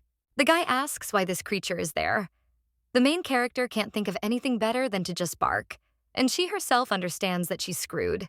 The she-wolf wonders if she should act nice, but immediately realizes that this trick won't work on him, because this young man is not as easy to fool as children. So the white-furred creature closes her eyes and thinks about what to do. But suddenly, Rachel grabs her and says, "It's just a dog." The guy asks what she's talking about. The little girl says that she will raise this dog, so let her brother not hurt her, because she knows a lot of cute moves. The young lady says that if he wants her to live with him, then he should be attentive to the dog, because she is not at all simple. The young man with black hair turns to Rachel, and he thinks why she is behaving like this, because this is the first time. But then this whole situation seems strange to him. He wonders where Eva went, and then he looks at the table and sees herbs scattered there. The bed was also dismantled as if the girl had jumped up and run away in a hurry, and also this dog had suddenly appeared. So the guy suddenly realizes that perhaps this dog is Eva. The main character understands that Noel is in a bad mood, and if nothing is done, he will explode with rage. The she-wolf already imagines this whole picture and wonders if it is possible to scare children with fire. So she decides to get out of Rachel's arms and realizes that she must prevent disaster at any cost. So she comes closer to the young man. He looks a little gloomy, but the main character does not stop. She places her paw on his shoe and mentally asks him to forgive her this time, and also asks if she is not cute. But the guy hardly reacts to this, so the she-wolf thinks that obviously this won't work and she will have to accept death. And the most terrible thing is that she will plunge into eternal sleep in the form of a dog, or more precisely, a she-wolf. But Noel just says she's adorable. The young lady doesn't understand what he's talking about, and the guy just bends over and says he understands Rachel. He claims that the eye color and fur are the most beautiful he has ever seen. The young man smiles, and the main character understands that his mood has changed dramatically and wonders if she succeeded. The guy just pets the wolf and says that she is a special dog. The young lady is not thrilled about it, but she thinks that if the guy respects her, she won't mind being nice. The guy just smiles and thinks that she doesn't have to try so hard to pretend. But then he gets up and says he's going to go collect firewood. Rachel asks, what about the puppy? Noel tells the girl to take care of him because the dog is clearly confused. The young lady only hugs the creature tighter and then asks when her brother will return. The guy claims that he can't do it quickly and he'll walk some more. He claims that it seems that Eva went for a walk, so Noel tells the kids to watch the house until he comes. And then he leaves, closing the door behind him. But as soon as he does this, he immediately sits down on the threshold. The guy realizes that he barely restrained himself from attacking her and thinks that he never even knew that the girl was a wolf. If Rachel hadn't stopped him, he would have destroyed the she-wolf that very moment. The young man wonders what he should do now. After all, this rage and unconscious power cloud his mind and drive him crazy. Rachel, meanwhile, sighs, picks up the dog and suggests they go get ready for bed. Zion asks why there is such a hurry, because he wants to play with the puppy. But the young lady says that the dog also needs to sleep. The boy with white hair is a little disappointed, and Rachel understands that this way her sister will have time to return to her real form in a calm environment. After which, she calms down the she-wolf and says that it is time to watch dreams. The main character is very grateful to the little girl. Eva licks her and thinks that if the girl had not stopped Noel, she would not have survived. The young lady thanks the little girl in her thoughts, but the she-wolf still doesn't understand what she needs to do to return to her human form, because she has cooled Noel's ardor. But if she can't return to her previous form, it will be very bad. The girl understands that it's all because of drugs, and her eyes close on their own. The young lady thinks that maybe she shouldn't put pressure on herself and give herself some time to heal. When the kids fall asleep, she turns back, and her last thought before going to bed was what a hard day it had been. A little while later, Noel enters the room. He sees the sleeping trio and thinks that Eva has become human again. The guy opens it and thinks that the young lady must have panicked a lot when she saw that she had turned into a wolf. Although very cute, he sits down on a chair near the bed and thinks about how the girl will react to finding out that he knows. Noel wonders if she will run away. The guy realizes that he used Rachel first to get to know the girl better, as a pretext to establish contact with her. But he understands that if this lady were the wolf from the legend, he would have to take her heart to save his life. But since he was in love with her and decided to stay with her forever, all the emotions that were hidden deep in his heart began to manifest. The guy understands that he does not want to harm Eva and wants to be with her forever. But for this, something needs to be done so that Eva chooses him. Suddenly, the girl says in her sleep how cold she is. The guy puts his hand on her face and thinks that first he has to become someone she likes. He thinks that if he could control his powers himself, he would use them to warm the girl up. The main character almost wakes up from the touch, and the guy pulls his hand away. But the young lady only says that she is warm, and then he grabs the young man's hand and in his sleep pulls him closer, after which he is already hanging over her. The young man understands that his only heart beats for her. He becomes confused and realizes that it is either floating like the moon in the sky or flying down to the ground. In this awkward moment, he turned to God, whom he never believed in. The guy asks him to make Eve's choice fall on him, and the girl to love him as much as he loves her. In the morning, the main character wakes up and thinks that the weather is warmer that day. But then she remembers that she is in the north and there is no warm weather there, so the girl immediately jumps out of bed. But on her feet, she sees Noel, who is also holding her hand. The young lady is a little embarrassed and wonders why the young man with black hair is holding her hand in her sleep. And did he really spend the whole night like that? Afraid that she would catch a cold again? Then the main character gets a little scared. After all, she's thinking about whether he saw her ears and tail. The girl is already imagining the worst possible options. She thinks that the young man will tie her up and interrogate her when he wakes up. The young lady does not understand what to do and whether she should run away. But then Noel wakes up. Eva just wishes him good morning. But then the guy grabs her hand tighter and asks if it's still cold. The main character asks him, a little embarrassed, what he's talking about, and the guy just has a sincere smile on his face. He says that Eva went out for a walk last night and that's why her temperature dropped. The young lady only thinks that's what he's saying. And then she remembers that Noel thinks that yesterday she went for a walk, and then she screams that he is right. The girl claims that she walked for so long that she almost froze, and then cries out whether she held his hand all night. The young lady lets go of his hand and apologizes for causing trouble. The guy just thinks how cute she is, and a little while later he is already on his way to do his business. The main character asks if Rachel's memory has returned and if she will go home with her brother. But the little girl with a sad expression on her face says that she doesn't remember anything. Then the main character strokes her head and says that then she will have to stay with them. The young lady then turns to Noel and apologizes again for holding his hand for so long. The guy says it's okay, and Eva adds that he probably didn't get a good night's sleep because of it. And he says that if he suddenly needs help, he can say, "The girl claims that she will do anything." The guy asks if it is true, and the young lady replies that she will try to do everything in her power. Then the young man bends down a little and says that if she doesn't mind, she could stroke his hair. Rachel is shocked that her brother has taken action and wonders why Noel is being so pushy today. The girl doesn't know what he's up to, but she decides to help. She says with a smile on her face that Zion is calling her, so she'll probably go. The main character thinks how awkward it is to be alone with this young man. But the guy just turns to Eva and says that the whole time he was holding her hand, he felt a little colder. The young lady thinks she got away with it and asks if they should hold hands then.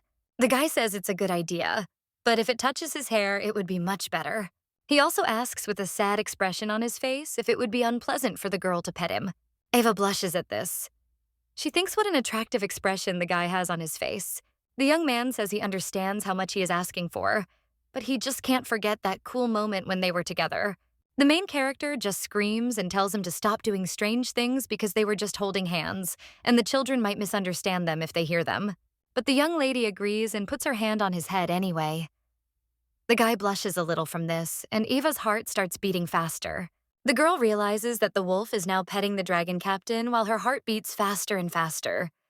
The young lady thinks that she probably looks stupid. A few days later, she turns to the children and tells them not to take off their capes while they are in the square.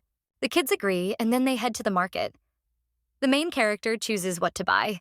The girl thinks that something happened to the children while she was away from home, so she decided to take them for a walk on the condition that they would not leave her side. Suddenly, Zion turns to his sister.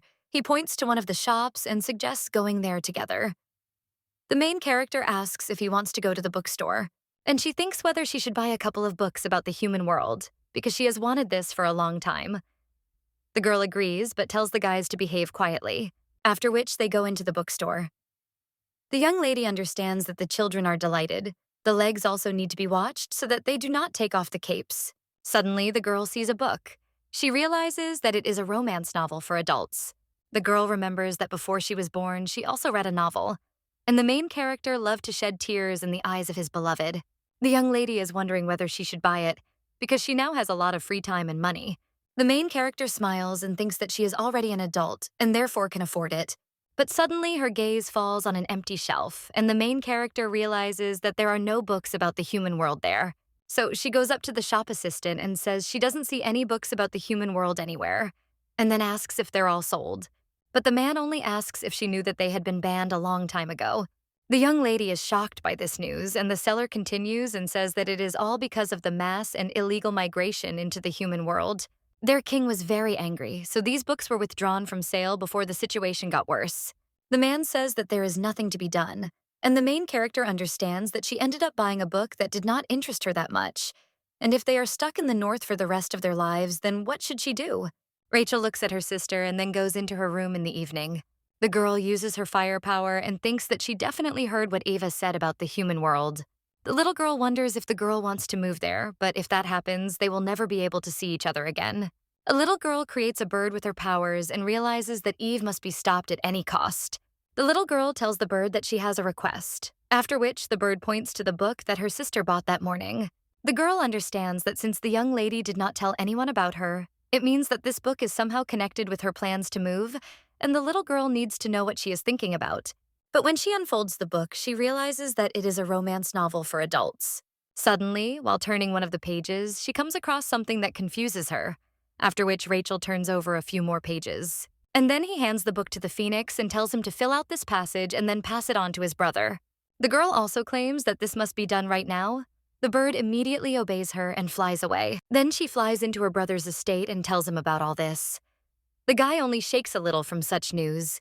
He asks sheepishly if Eva really has such preferences. A little while later, he is already sitting with a book. The young man understood that since he intended to please Eva, he had to make every effort to become an attractive crybaby. So, Noel read 10 stories that will bring you to tears. The guy screams what else can he do to burst into tears. He understands that there is no point in reading a bunch of sad stories. But then his gaze falls on a bird in the window. The young man realizes that it is Rachel's phoenix, so he allows it to fly inside. The bird then reveals a message from its owner. Rachel said the guy should immediately find out what type Eva is. And after the bird shows him what Rachel asked for, the guy is shocked. He now understands who Eva likes. Noel realizes that he has nothing in common with the ideal girl, but he thinks that now is not the time to learn to cry. It would be better to go and check with Eva herself. One of the servants asks his master to wait because it is night outside. But the main character only claims that he is going north. The servant asks if he is doing this again, believing that the master has only recently returned from there. The guy screams that the young man with black hair cannot go because he himself knows that he has an important meeting tomorrow. But the young man only claims that he will return soon, and then turns into a dragon and flies away. The servant screams in shock, asking what has happened in the north if his master flies there almost every day. At this time, Rachel and Zion are playing outside. They invite their sister to play together. The girl refuses and says not to think about her, but just enjoy the game. The young lady understands that they should have been taken outside for a walk earlier, because the boys are having a lot of fun. The main character sighs and thinks that she is even envious, although she also had a good time last night reading a novel. Completely lost track of time. Ava realized that this was the first time she had read such a novel since her rebirth, but at some point the young lady was stunned. She read the line where I said that he had been tormented all night by a flame raging in his chest, so the guy had come all this way to come to the young lady. The main character, already with shaking hands, reads that the young man had bronze skin and an attractive appearance. Then Ava thinks, what the hell? This is not her type at all. The girl hasn't read romantic stories about a prisoner for a long time, so it's her own fault for not checking the content beforehand. The young lady thinks that it's not that she doesn't like healthy guys, but she'd rather go with someone who could better evoke compassion in her. And if he's also handsome, she'll get 100 extra points. The girl likes guys with thin, long fingers, but in moderation, her ideal should be with dark hair and light skin color, and also with a gentle smile. If the young lady could choose, it would be someone like Noel. But the girl gets embarrassed and thinks what is wrong with her, and then decides to leave such thoughts behind. But suddenly there is a noise from behind, and the main character wonders what happened. And when he turns around, he sees Noel. Then the girl asks if they have a meeting scheduled for today. The young man replies that no, and then thinks that if his memory serves him right, Zion said that Eve likes crybaby handsome men. However, Rachel showed a completely opposite image of this guy yesterday. I wonder who she really likes. But he thinks it's worth a try anyway, and then quotes one of the lines from the novel. Noel claims that he was tormented by a fire raging in his chest all night, which is why he came all this way to come to the young lady. The main character is all confused and asks what he is talking about, and she thinks what happened to him, but then she remembers that his words exactly repeat Hyena's line. And the lady with white hair wonders if it could be a coincidence, or maybe the guy had a fever. The young man approaches Eva and asks her to cool him down. The main character understands that the relationship is unlikely to work out, because she is a she-wolf. Cyan hands over the rope from the sauna and says that it's Ruby's turn, but the girl only looks at the two. The boy with white hair asks if Ruby can even hear him. The lady with black hair whispers and screams that she has shown how to behave to win a heart and asks what her brother is doing. After that, she screams louder that if it doesn't work, then at least he could have made the skin darker like that guy. She screams that she gave him the perfect tip, but the guy still screwed up and it's a complete disappointment. In her thoughts, the girl adds that if her brother can't cope, then Eva will become her wife. Zion only whines and says that Rachel doesn't listen to him. Then he turns around and says he doesn't want to play with her anymore and then leaves. The boy understands that sometimes the girl says things that he cannot understand. Of course, he wants to play with Rachel. And the girl played with him before, but now he almost cries realizing that the young lady doesn't even pay attention to him. But then he pushes such thoughts away and thinks that he can entertain himself. He goes a little further and says that he doesn't care about Rachel anymore, and then she shouldn't even ask to play together. But then he sees a glass container with a crystal under his feet. The young man immediately bends down to her and thinks how beautiful this jar is and hides behind the tree at his acquaintance. At this time, Noel is still asking Eva to cool him down, but the girl just covers his collar and thinks that he can't. The main character says that no matter how comfortable he is now, but you can't trust unbuttoning your shirt like that. The young man just sighs. He understands that Hyena's style doesn't suit him at all, so Eva won't like him. But then the girl puts her hand to his face and says that last time he said he felt much better when she stroked him. Noel realizes that last time he was so jealous of the children that he spoke without thinking. But the boy realizes that the young lady still remembers. The main character asks if it's better for him this way, and the guy thinks that in order to win the heart of such a gentle girl, he must try his best and learn more about her ideal type. The young man says that he really likes these touches, but he thinks it's terribly awkward. A little while later, the young lady removes her hand and asks if Noel is okay now. The young man says yes with a smile and thanks her. The main character reaches for his shirt. She says that the guy is missing one button and offers her help. The girl asks why he suddenly decided to unbutton his shirt and why his face is all red. The guy gets even more embarrassed and says that the weather is just too hot and that's why he couldn't stand it. The boy wonders if that was rude, then covers his face with his hand and apologizes. He claims that next time he will be more careful, and if Eve doesn't like it when they blush with shame, then he will try to hide it. The main character doesn't even understand what to do, because she met her ideal for the first time. But he is a dragon. At this time, Zion picks up the bottle from the floor. He realizes that this stone is very beautiful and looks like Ruby's eyes, and it is also warm. So the boy with white hair decides that this stone can be taken home. But suddenly someone approaches the young man and greets him. The boy with white hair asks who this man is, and the guy with green hair replies that he is not a bad person. Zion thinks that he has a strange smile. He remembers that Sister once said that you have to be careful with those who have too narrow eyes. So the young man says that Sister told him not to communicate with strangers. The guy with green hair thinks that, of course, it will be difficult to fool this rascal. But fooling vigilant children is his thing. So the boy takes off his hood, and the boy with white hair is surprised by this. For this young man's hair changes its color to white. Zion admires this and says that the man's hair color has changed. The stranger asks if it's cool and says that it's his ability because he is a chameleon. The boy with white hair asks in shock what it is. The man changes the color of his hands and says that they can change their color at any time. Then he thinks that the boy with white hair is already defeated, and now we can get down to business. The stranger asks what the young man is holding in his hand. Zion says that he picked it up by accident. And this bottle looks warm. The stranger asks if it is true and if the boy with white hair will give it to his sister. Zion remembers his sister and looks sadly at the stone. The man thinks that soon the boy with white hair will completely submit to him. He claims that he knows a place where there are plenty of such things. But the baby with white hair just starts crying. The stranger screams in shock. Why is he crying? He certainly didn't expect this. And the little boy with white hair claims that his sister really likes Ruby. The man asks who it is. And the little boy with white hair says that sister said that Ruby is so warm that you can hug her every day. While he is just a cold little boy with white hair, the boy wonders if he has this thing, will his sister hug him? He says with tears in his eyes that his sister doesn't love him anymore, and that this can't be changed with some stone. The guy with green hair in shock asks Togo not to be sad. He himself even cried from this because he can't look at other people's tears.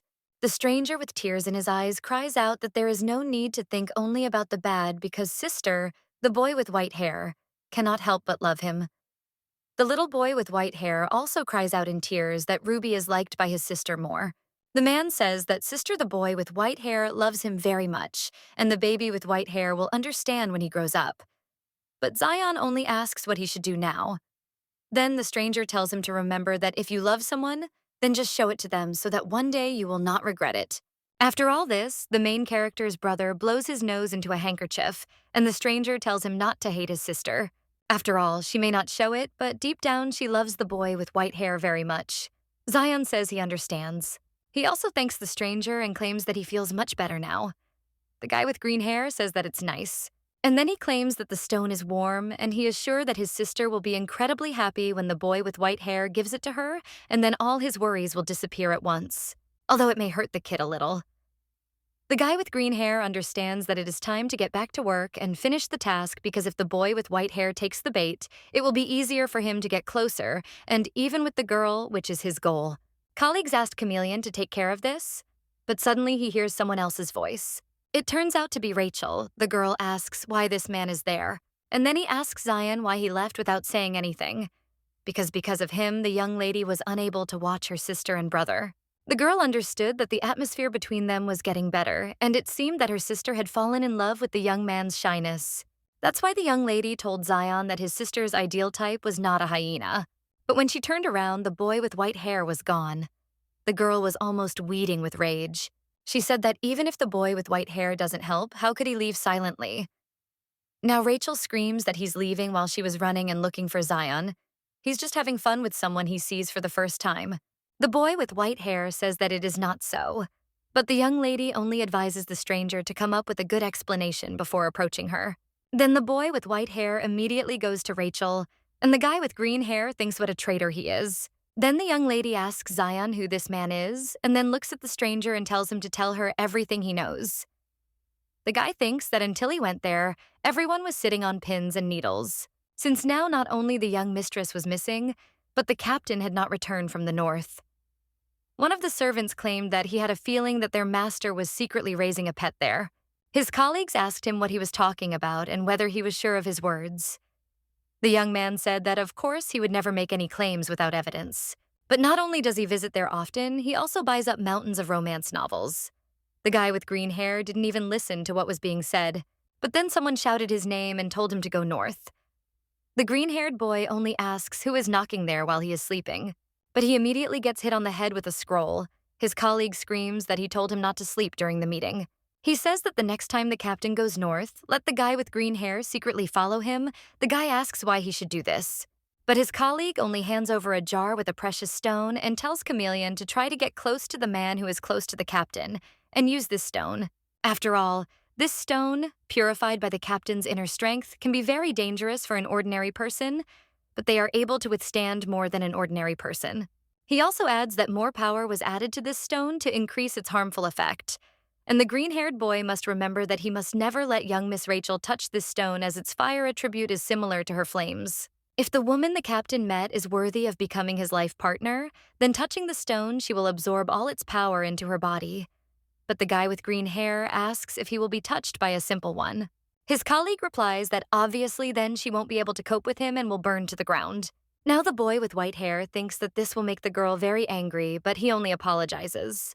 And then she says that there was no other choice since she and the captain had been absent for a long time. Rachel realizes that these scumbags are using her brother's power to test Eva. Her sister has been very kind to her, and the girl does not want to put her at risk. So the young lady turns to Zion, and he says to give her the stone, because it is a very dangerous thing, and it is better for it to stay with her. The boy with white hair holds out the stone to her hands, and Carmel is already clutching her head. He understands that the young lady cannot touch the stone, and if the attribute of fire collides with her flame, then the young lady will be in danger. So he immediately snatches the stone from her hands. The girl asks what he is doing and orders him to return the thing. The guy with green hair thinks that the young lady will take it away. The girl just screams for him to give it back quickly.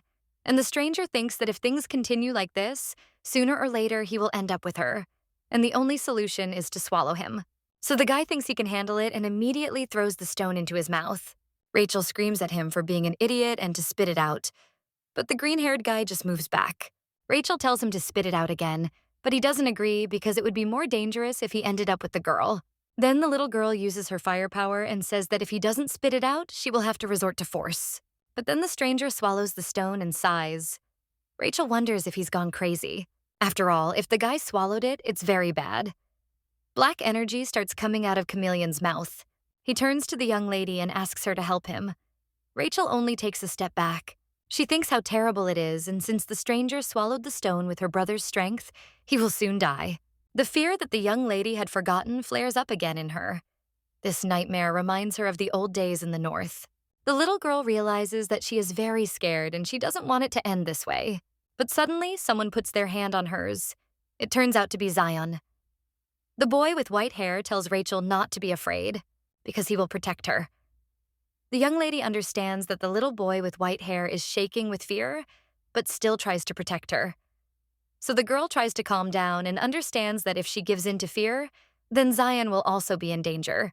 So she tells the boy with white hair to stand behind her and uses the power of fire. She tells Carmel that it will hurt.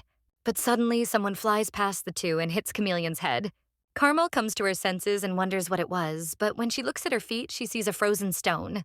The girl says that someone is trying to destroy their peaceful life, and for this, he even made such a long journey deep into the forest. Ava screams at the stranger not to dare touch her children and asks how he dares to do this. And who do you think you are? Noel also comes up from behind. He is a little worried about Eva. The girl just screams that she will show the stranger who he ran into. Rachel cherishes her sister and says that it is dangerous.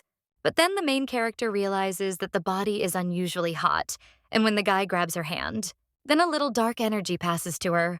Noel runs up to the lady with white hair. He asks if Eva is okay. The girl says that she is, and only her clothes are a little singed. The young man with black hair asks what the hell Carmel is doing there, and then claims that, judging by his condition, he ate the red stone. Rachel says she thought they were in danger, so she used her powers. And Noel asks why he is there. And the main character asks if the young man with black hair knows him. The guy claims that it must have been the stone with its power, because looking at the state of the chameleon, it is clear that there was a lot of it there. And if nothing is done, Carmel's life will be in danger. But Noel clenches his fists and doesn't understand what he can do. At this time, the main character runs up to that guy and starts using her power on him. The young man with black hair screams that it is dangerous, but the young lady claims that she can't let him die. Her magic will take the heat out of him, so it's worth a try. The girl tries her best to do this, and Noel thinks how this is possible. A little while later, Carmel wakes up in bed. He turns around or doesn't understand where he is. The guy wonders if he is dead, but suddenly someone enters the room and says that the stranger has finally woken up. It turns out it's the main character. She asks if everything is okay. The guy is a little shocked by this, and the young lady comes up to him and puts her hand on his forehead, then claims that there is no fever. The guy is a little embarrassed and wonders if this is an angel. Ava hands him the medicine and offers him to drink it, because it will help to get rid of the remaining heat. The guy with green hair thanks her, and then he concludes that he is in heaven because there are no bosses or work problems there. But then he hears another voice that tells Eve that he brought that plant. Carmel wonders if this angel's name is Eve, but then she sees her boss there and is surprised. The young man asks if Eva told her about this plant. The main character is surprised and says that it is the best, and she will go make a decoction. Carmel, in her thoughts, asks the angel not to leave, But the girl leaves the room and the chameleon's boss approaches him. Noel says that he now wants to hear his excuses. The guy with green hair immediately kneels and asks for forgiveness because they only wanted to bring the captain back. The guy claims that he won't blame anyone for this and understands perfectly well that the guy with green hair was worried about him, which is why he did it. He puts his hand on his shoulder and says that the main problem is that Eva and the children almost got hurt. Carmel immediately hits her forehead on the floor and cries out that he is sorry and is ready to atone for his sin with his life. But then the main character enters the room and asks why. Noel understands that he needs to show himself from a good side. He can't let what happened ruin everything, and even if he's not her perfect crew, he should at least hide his flaws. So the young man puts his hand on the chameleon's head and cries out that his temperature is rising again, so he'd better lie back down. Carmel is shocked and doesn't understand what happened until his black-haired boyfriend picks him up and says he'll bring a bag of ice. A little while later, the guy with green hair is already sitting with a mug of medicine and a bag of ice. He doesn't understand what happened to his boss. After all, the young man with black hair seems to be pretending. But Carmel remembers that this girl saved him. However, ice magic is a wolf ability, so he asks if the girl used magic to reduce the fever back then. The main character replies that it was so. Then Carmel asks if the young lady is a wolf. The main character wonders why this happens every time she meets someone from the south. The young lady just smiles awkwardly and tries to justify herself. But suddenly someone enters the room and calls her brother. It turns out to be Zion. The boy with white hair asks if the boy with green hair is okay, because he was very surprised when the boy fell. Carmel claims that he is okay, and the young lady thinks that her little brother has arrived just in time. Rachel smiles from behind. The girl turns to her sister and asks her to hug her because she is hot. Ava holds out her hands and asks if this is true. Noel smiles at this, and Rachel thinks that since her brother can't cope on his own, she will help, and that's enough of this nonsense. The main character asks if Rachel is better. The little girl answers that everything is fine, and she calls her brother to her. She claims that her brother is also hot and suggests that they all hug together. Ava is a little embarrassed and asks if the little girl likes to hug. The young lady replies that she does. Carmel just watches them and then asks the boy with white hair what the relationship is between them. The main character says that they were brought together by circumstances and there is no relationship. Rachel just hugs the girl and says that she is her sister, and she looks at the chameleon with a smile. And then he claims that the girl is also his brother's friend. The main character is shocked and wonders what the little girl said and whether she understood correctly. The girl already imagines how it will be with Noel, but then tries to push these thoughts away and realizes that she seems to have heard incorrectly. After all, in order to call her a friend, there must be something between them. But there is nothing. Ava tries to pull herself together and think carefully about the connection. Maybe the little girl meant a friendly relationship. There are cultural differences between the North and the South, and yet the word voice can have different meanings depending on the nationality of the speaker. For example, in the West, tigers eat grass. The girl takes the baby in her arms and thinks that it cannot be otherwise and she must explain everything clearly to Rachel. Then Zion only asks if his sister is now Noel's friend. Because if so, then he can call the chameleon his friend. He then hugs the guy and tells him he's his new friend. Carmel laughs a little awkwardly. And then he says that, judging by the way their young mistress treats them, these guys can't be wolves. Then he asks to forgive him for the impolite question. The young lady looks at the brunette and wonders why he is not surprised at all. And when their eyes meet, the young man turns away in embarrassment.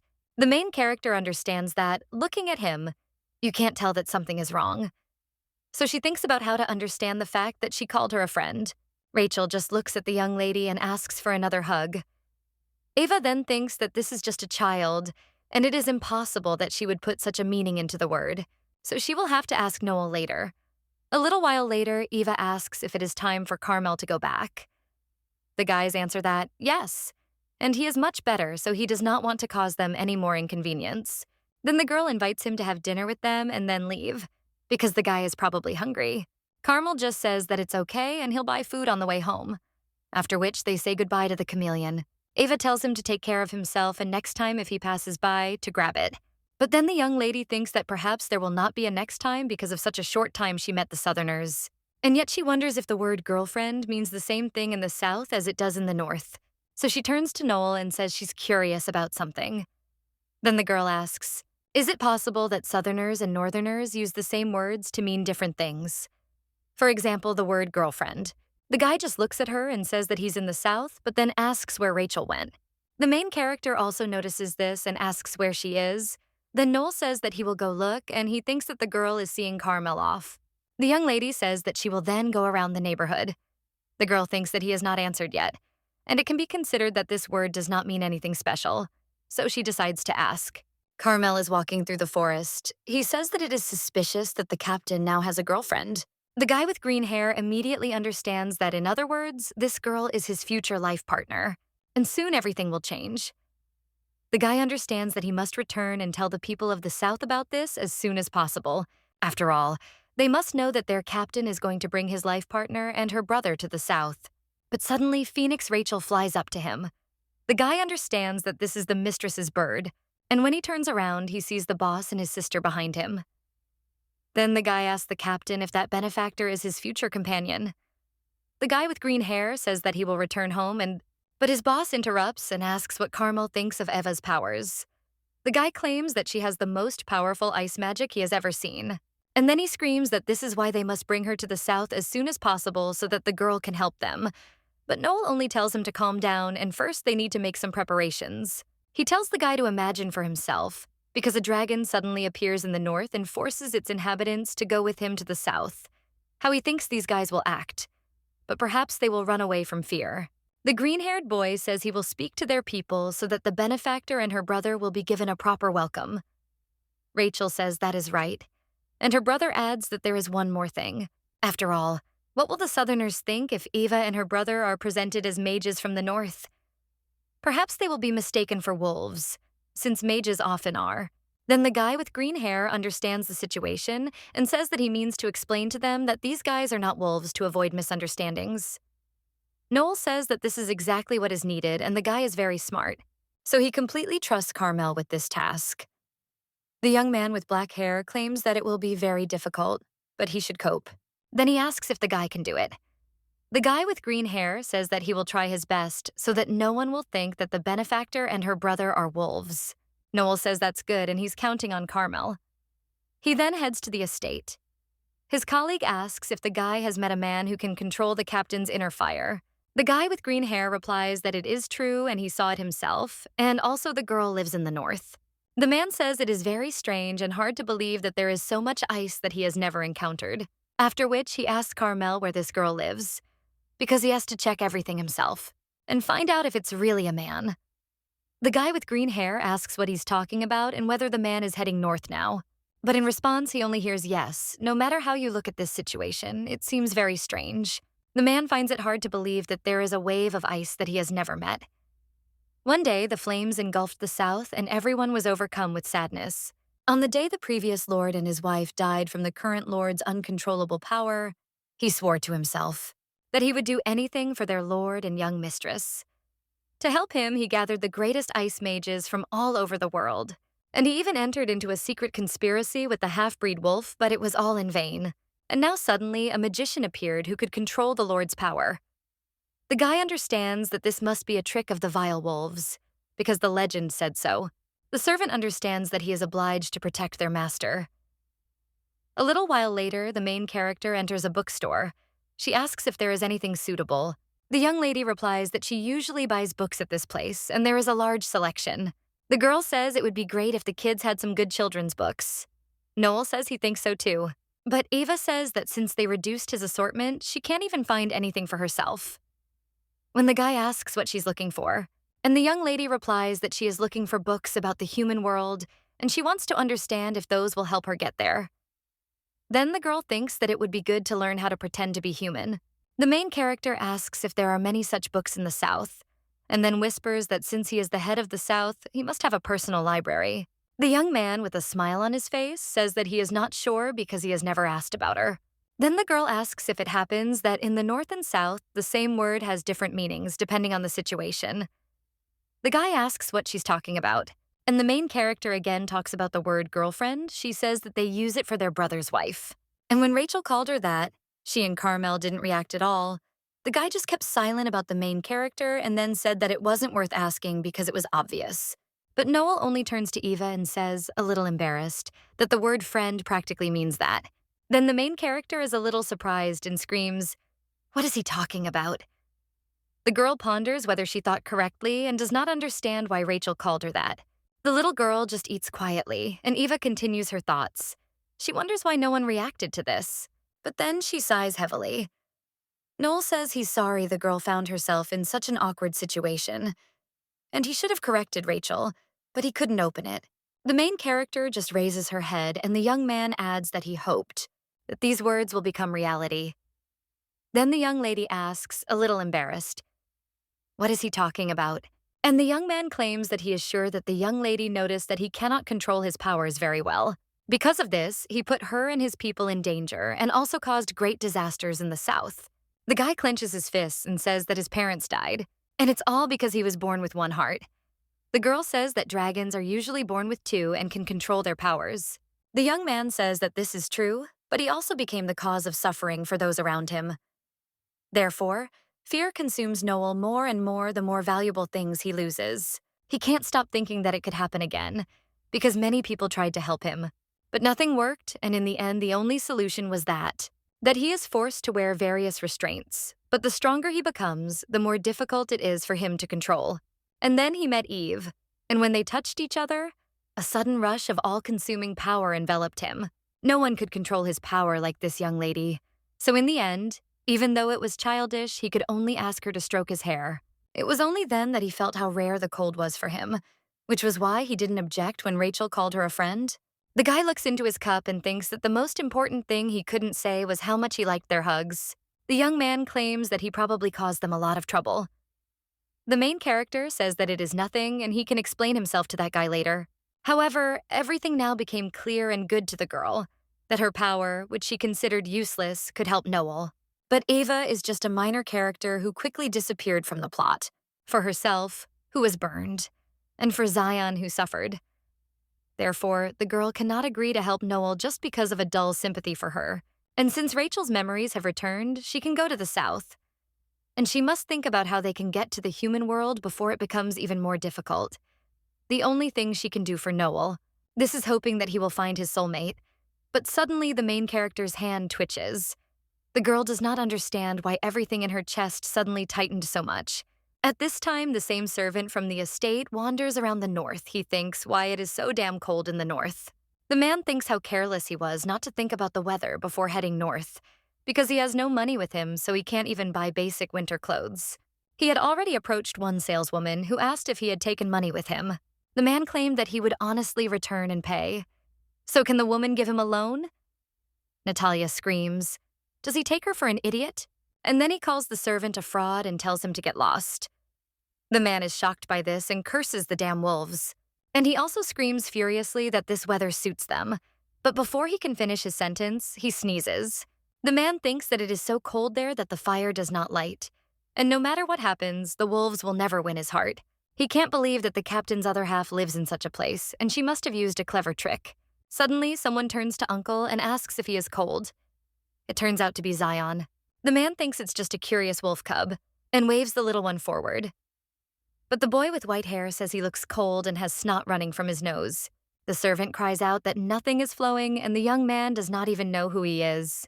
The man claims that their weather is terrible and the boy with white hair only takes off his scarf and says that he will give it back. The servant refuses and says that he doesn't feel the cold, but thinks how warm this scarf is. Well, it still needs to be returned. However, the man still says that he will lend the scarf for a short time, and Zion is happy about this. After which, he takes the servant by the hand, and the man asks if the boy with white hair has lost his sister. Zion claims that there is, after all, and he chased the kitten after which he got lost without realizing it, and also lost his brother and Ruby. The man understands that this is the missing child. He says that the boy with white hair gave him the scarf so that he could find his sister and claims that he is such a naughty boy. But Zion says that it is not true. And he would have given this scarf even if he had not been lost, because his uncle also offered to help him when he found out that he was in trouble. The boy with white hair continues his speech and claims that his sister says that if you treat someone kindly, then one day it will be rewarded, and since his uncle helped him, God will bless him for it. The man did not expect to meet such a kind child in the north, and it did not matter whether he was a wolf. The servant swears on his honor that he will not leave him until they find his sister. But suddenly the young man cries out that here is his sister. The man thinks how everything was resolved so simply, and the young lady cries out how much longer she has to tell Zion not to run away alone. The man realizes that the girl is the older sister of the boy with white hair, but then behind him he sees the captain and Mrs. Rachel. The man immediately approaches the wall and wonders why he is there. But then the realization comes to him that this is the very companion that Carmel was talking about. So he asks the boy with white hair if this girl is his sister. The boy with white hair says that she is, and the man then asks if this is the girl who said, "If you are kind to someone, one day it will be rewarded." The servant understands that such an elegant and kind girl is definitely a human being. Therefore, he is a little sorry that he suspected her. Die Captain stared at him like that.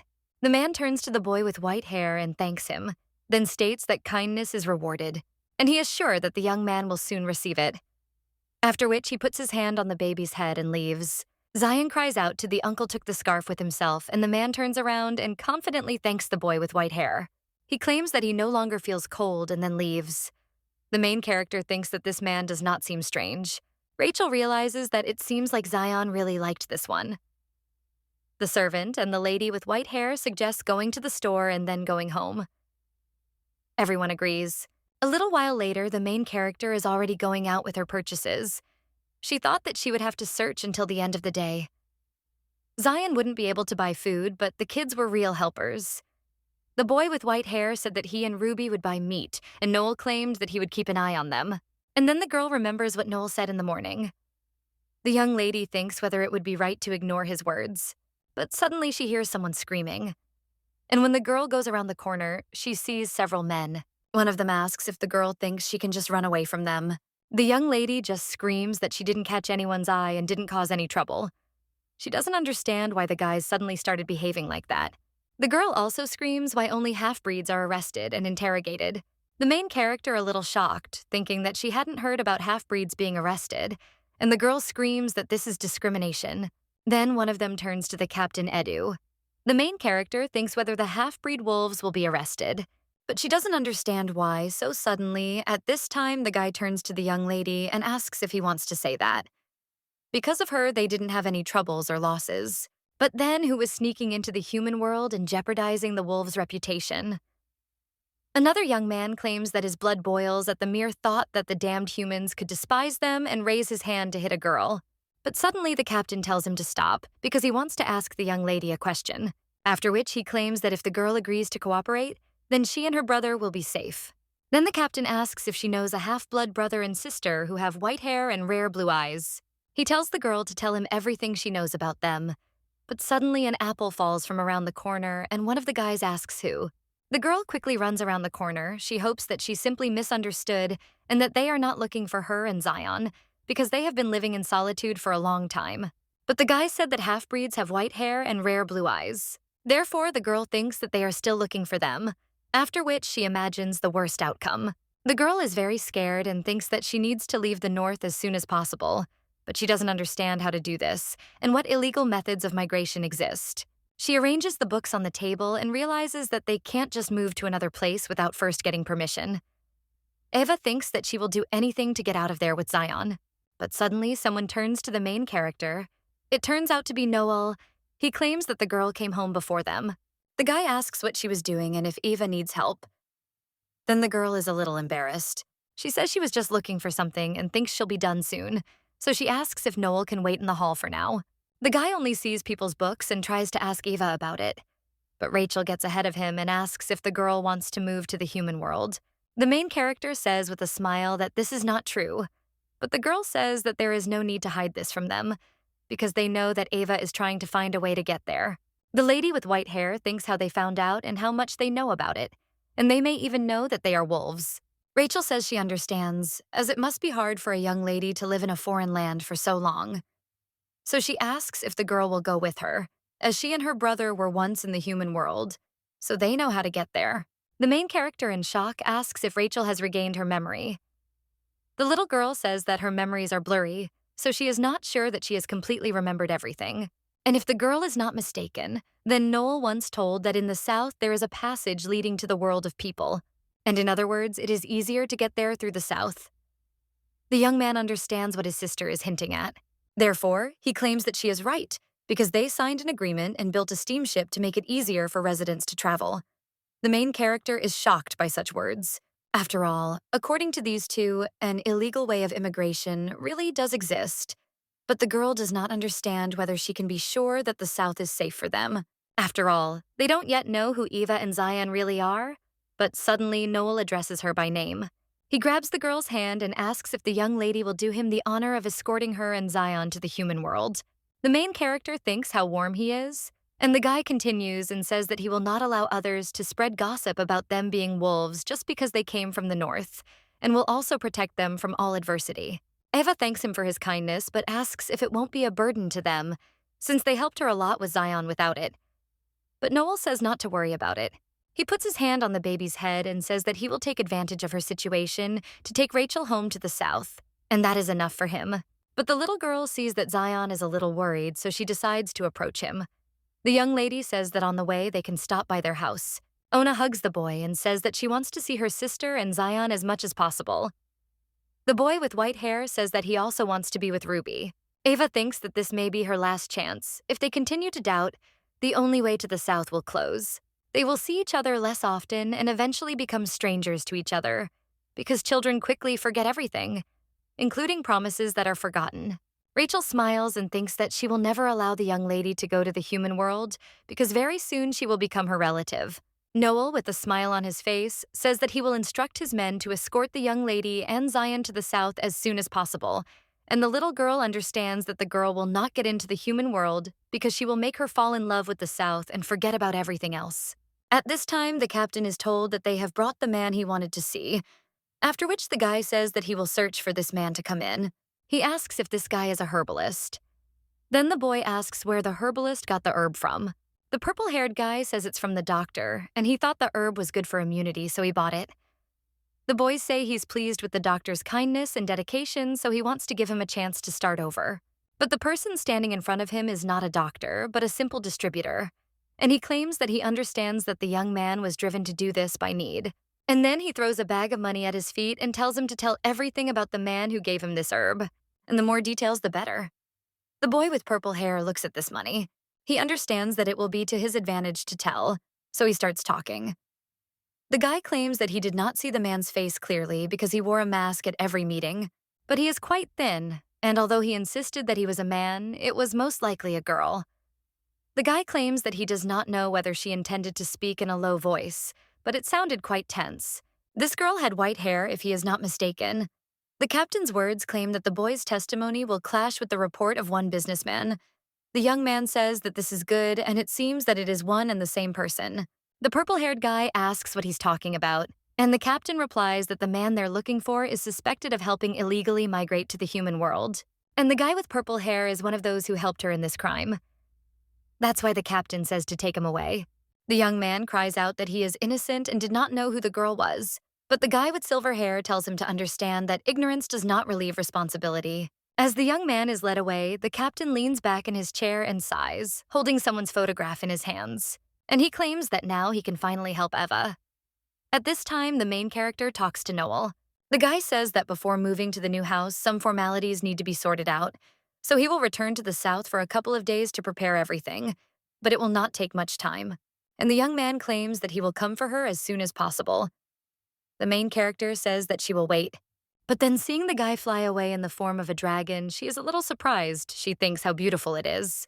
And if she and Zion manage to get out of the north, then they will be able to live independently. She heard that there is a large desert in the west. The girl understands that Zion likes warm places, so it would be great to clean up at her place and enjoy life. But first, they will need to figure out how to get out of the south. After all, if Rachel returns home safe and sound, they will no longer need to meet, which means the guy will not lead them into the human world. The main character sighs and thinks how stupid she is, because she can't even take care of herself, let alone others. If one day Noel meets his destiny, then he won't need her powers anymore. But until they get to the human world, then the young lady will need help when Noel asks. And this will be payment for all the good he did to them. At this time, the captain of the North is asked if he will go to investigate today. The guy says yes. After all, this is his first job as captain, and he can't shirk because he is responsible for the execution. The servant says that he will try very hard. The guy looks at Eva's photo and says that since they're going to go outside anyway, he wants to look at that place first. But suddenly, someone shouts to the captain that they have urgent news. One of the servants asks if the guy has lost his mind and how he dares to burst into the captain's office without permission. The gray-haired young man tells him that there is no need to make a mountain out of a molehill, and surely something important forced the guy to behave like that.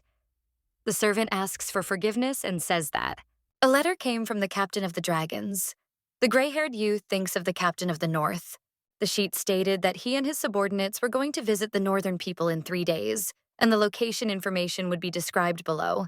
Therefore, the captain can get acquainted and give consent, since they will not be there for long, so special welcoming ceremonies are not necessary. Slog says that even though this is a letter from the captain, how can one address them like that? Because it is complete disrespect for the North. The gray-haired youth puts the leaf to his face and says that his servant is right, because the captain clearly despises them. Moreover, it is very suspicious that he asked them not to hold a welcoming ceremony. Am I arrogant and powerful dragons would do such a thing? He gets angry and tells his servant to cancel some special events for the next 3 days. He wonders what this damn dragon wants, so he decides to see it with his own eyes. The young lady is packing her things at this time. Zion tells her sister that they have packed all their things and can they go play now. The main character asks if this is true and says that she will check now, but the children do not listen to her and run out into the street. Ava looks at the almost empty room and thinks that they won't need many things to start with, because they can buy everything they need in the human world. But suddenly she hears her brother scream. The young lady immediately runs outside and asks what happened. She uses her ice power, preparing to attack, but Zion just looks on in surprise. The girl, seeing that many dragons have flown towards her in the air, thinks what is going on. But then he turns to her. Noel says that he came to pick up the girl. The main character, in shock, asks who these people are. Then the guy asks to forgive them for the sudden visit and says that they are his most trusted people. They will help them get to the south as quickly as possible, and there are not many of them. But the young man thinks that they will be able to transport all the things. The guy says that the packing must have tired Eva out, so he suggests that she go and relax with the kids and leave the rest to them. The young lady doesn't understand what he's talking about. But then Zion turns to her and asks his sister if they will leave the North now. The girl asks if he will miss her, and the little boy with white hair answers no, and then approaches the young lady, and he whispers in her ear that as long as she is with him, it doesn't matter where they are. The main character hugs him and says that she does too, and very soon they will move to a warm place that Zion will like. But suddenly Eva hears other dragons talking, saying what a wonderful family bond it is. One of the dragons says with tears in his eyes that he has lived only in the South since childhood, so he has no idea what the North is like. But it looks amazing. The main character realizes that she forgot that they are not alone there. The girl thinks that she needs to be more careful, but suddenly another dragon calls his colleague an idiot and asks if he thinks that his companion is living alone in the forest with her brother just like that. The young lady is shocked, and the other dragon says that his colleague is right, and she has a great selection of delicious places to live, and in his opinion, it would be ideal to hold their wedding there. The main character almost turns to stone from such words, and the dragons at this time continue to talk and claim that the ceremony should take place in the south. Ava wonders why the Southerners are already calling her their life partner. The girl does not understand where this rumor came from and what she should do, because she needs to explain everything to the dragons. Well, suddenly the young lady hears someone's voice. The guy says that when he read that the captain doesn't want any welcoming ceremonies, then he became curious about what urgent matter forced him to hurry so much. It turns out to be the captain of the North, Ed. He says that now everything is clear and the one responsible for illegal immigration is in the South. Ed says that Noel even gave them false coordinates to deflect suspicion, so the wolf captain asks if he thought they would fall for it and wait there. He also states that it is now clear how much the dragon captain despises wolves. The gray-haired boy furiously asks why Noel wants to take the Northerners with him to the south and whether he plans to get information about the wolves from them. He claims that he would never have thought that he would resort to such a method. But suddenly the young man's gaze falls on the main character, which makes him a little embarrassed, and he asks if the girl's name is Eva. The main character is scared by this, and the captain says that there can be no mistake. He begins to approach the young lady and says that it is really her, and that he has finally found Eva. But suddenly Noel grabs his hand. The wolf captain turns around and asks him what he wants, and then he tells her to take her hand away, but Eva only asks why he is there. The girl claims that they lived in isolation as Ed wanted. Zion worries about his sister. and the main character screams, asking to leave them alone. The guy is shocked by this. He asks why the girl is suddenly angry at him and then turns to Noel and screams at him to let him go. The girl says that it's all because he was the one who told them to get out of sight and they did as the captain said. So Eva says to stop bothering them. The guy is silent at first and then says that everything is as he thought, because he and his brother wanted to illegally move to the human world. The main character remembers that girl. She wonders if the guy was really looking for them. The young lady asks what the wolf captain wants, and he replies that he simply missed her. Eva, shocked, asks what he's talking about, and the guy continues and asks if the Southerners agreed to help them get into the human world in exchange for a favor for them, and if the reason for her desire to leave there is because of misunderstandings between them when they were younger, then now she has nothing to worry about. Ed says that he has changed a lot, and now he has the strength to take the girl under his wing. But suddenly Noel comes up from behind and says that there must be some mistake, because Eva is not leaving for the human world, and to the south with him. The captain of the wolves only smiles and says what nonsense this is, and then he asks how the guy knows that she wants to go south and not to people. But the main character from behind says that Noel knows from her. The girl claims that she doesn't care whether Ed has changed or what power he has received, she just doesn't want to be there anymore. The young lady asks if he were in her place, he would want to continue living under restrictions. But then Ed asks why now, when he worked his ass off to get this job, because he knew that Eva had suffered enough from racism. The main character is a little scared. She thinks whether the guy is going to tell that they are half-breeds. The young man with gray hair continues to speak, and Eva mentally asks him to shut up right now. After all, if all these people find out who they are, then she and Zion could die. But suddenly, Rachel comes. She points to the girl and tells Carmel that this is her sister. The guy with green hair says with a smile, "Here is where the lady life partner is." He comes closer to Eva, and he says that they haven't seen each other for a long time, and then apologizes for keeping them waiting. Carmel claims that their things are already loaded onto the transport, and it's time to go. But then you notice that the atmosphere there is a little strange. The captain of the wolves, in shock, asks if Eva is the life partner of Captain South. The main character doubts a little, but then says that everything is so. She passes Ed and claims to be Noel's companion. The guy is shocked by this. The main character approaches the captain of the South and whispers to ask him to forgive her. She is shaking all over. And he says that this is the only way to make Ed leave them alone. And the girl promises that she will explain everything as soon as they arrive in the South. Eva says she's incredibly sorry to bother Noel again, but the guy just smiles. And then, using his power, he says that he understood her. He creates a large phoenix and says that it is time for him and his beloved to set off on their journey. The knights agree and begin to transform into dragons, but the captain of the North screams for them to stop immediately. He screams at Eva to tell the truth and asks if Noel threatened her. He also screams that this guy is dangerous, and the girl doesn't even imagine what kind of abominations dragons are capable of. But the young lady doesn't think so. She furiously replies that Ed is the one who made her life miserable, and he is much more vile. The young man looks very hurt by this. He watches the dragons fly away and is lost in his thoughts. He understands that he cannot protect her now.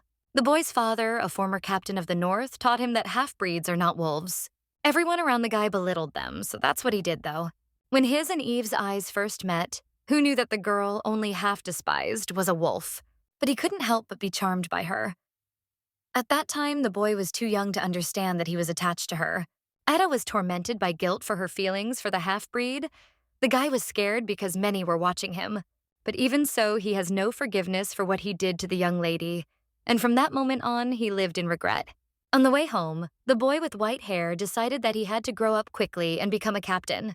So that no one could hurt Eva again, the guy understood that he would definitely make sure that the young lady would be close by under his protection. Now he tells his servants to return. One of them asks if they should go in pursuit. Well, the captain just asks if it is possible to catch those who fly and claims that they are powerless there. He turns around and says that therefore let the wards choose a couple of smart and proven subordinates to go after the dragons secretly. The guy thinks that Eva is only half wolf, so her power can get out of control. And who knows if those cruel dragons will take advantage of the young lady's weakness to brainwash her. Ed, he understands that now he can only continue to look for her. At this time, the main character and the guys are flying on a phoenix. The girl understands that they are finally flying to the south. The main character did not think that she would have to go to the lands of dragons of her own free will. Eva sighs and realizes that life is full of surprises. Suddenly, Noel turns to her. The guy claims that they are almost there and asks the young lady to look down because the view is so beautiful. The main character asks if it is really possible from such a height. Then Noel says that if she doesn't mind, then blushing and stuttering. He adds that he can hold her hand. Rachel puts her hands on her face at this, and she thinks her brother is hopeless. The main character's wife asks if the guy has a fever. The young man replies that it's not like that, and he just wants the young lady to enjoy the view from there. He wants to show the girl many beautiful things because she trusted him and came to the south. The guy says he hopes Eva will only have happy memories before being sent to the human world. The main character thinks that Noel is very kind, but wonders if he will remain so if he finds out that the young lady is a half-breed. He didn't suspect anything before, but when he discovers the truth, everything could end badly. Rachel turns to her sister and says that what she is thinking will never happen. The main character asks what she is talking about, and the girl says that something seems to be bothering Eva, and asks if the young lady is afraid of falling. The wolf only half agrees and says that she is, because she has never flown. At the same time, Eva thinks that the girl scared her. The main character says that for a moment she thought that Rachel could read minds. The girl just tells her not to worry because she will always be on her sister's side. After that, he suggests enjoying the view of the sky together.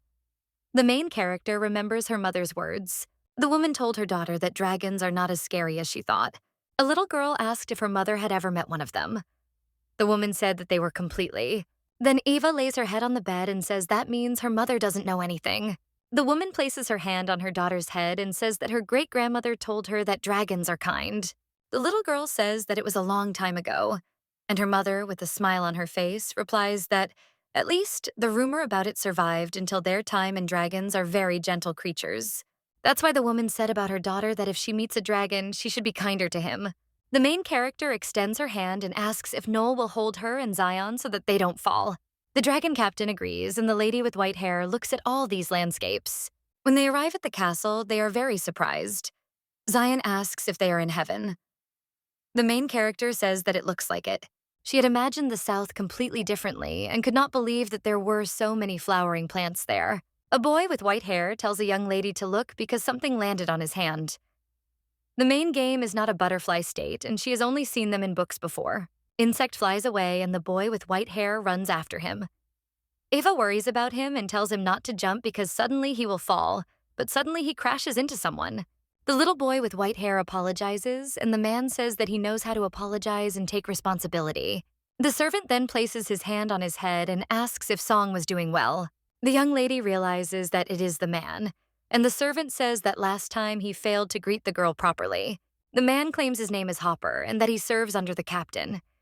He apologizes for being so late and asks for thanks for his help. The main character understands that she saw him in the novel, and he is a versatile person who can't stand wolves. Although now the story is different from what she imagined, and the man seems friendly, but she still feels uneasy in his presence. Hopper says that if the young lady needs anything, he asks her to let him know. Eva says that if that's the case, then can she get a book in the form of a scroll, which is only available in the South. The man becomes a little wary and says that they have a library of scrolls, but now it will be difficult to get into it. The main character understands that he is still vigilant, but the girl understands that if she were in his place, she would also not have answered the stranger from the North's request for a scroll.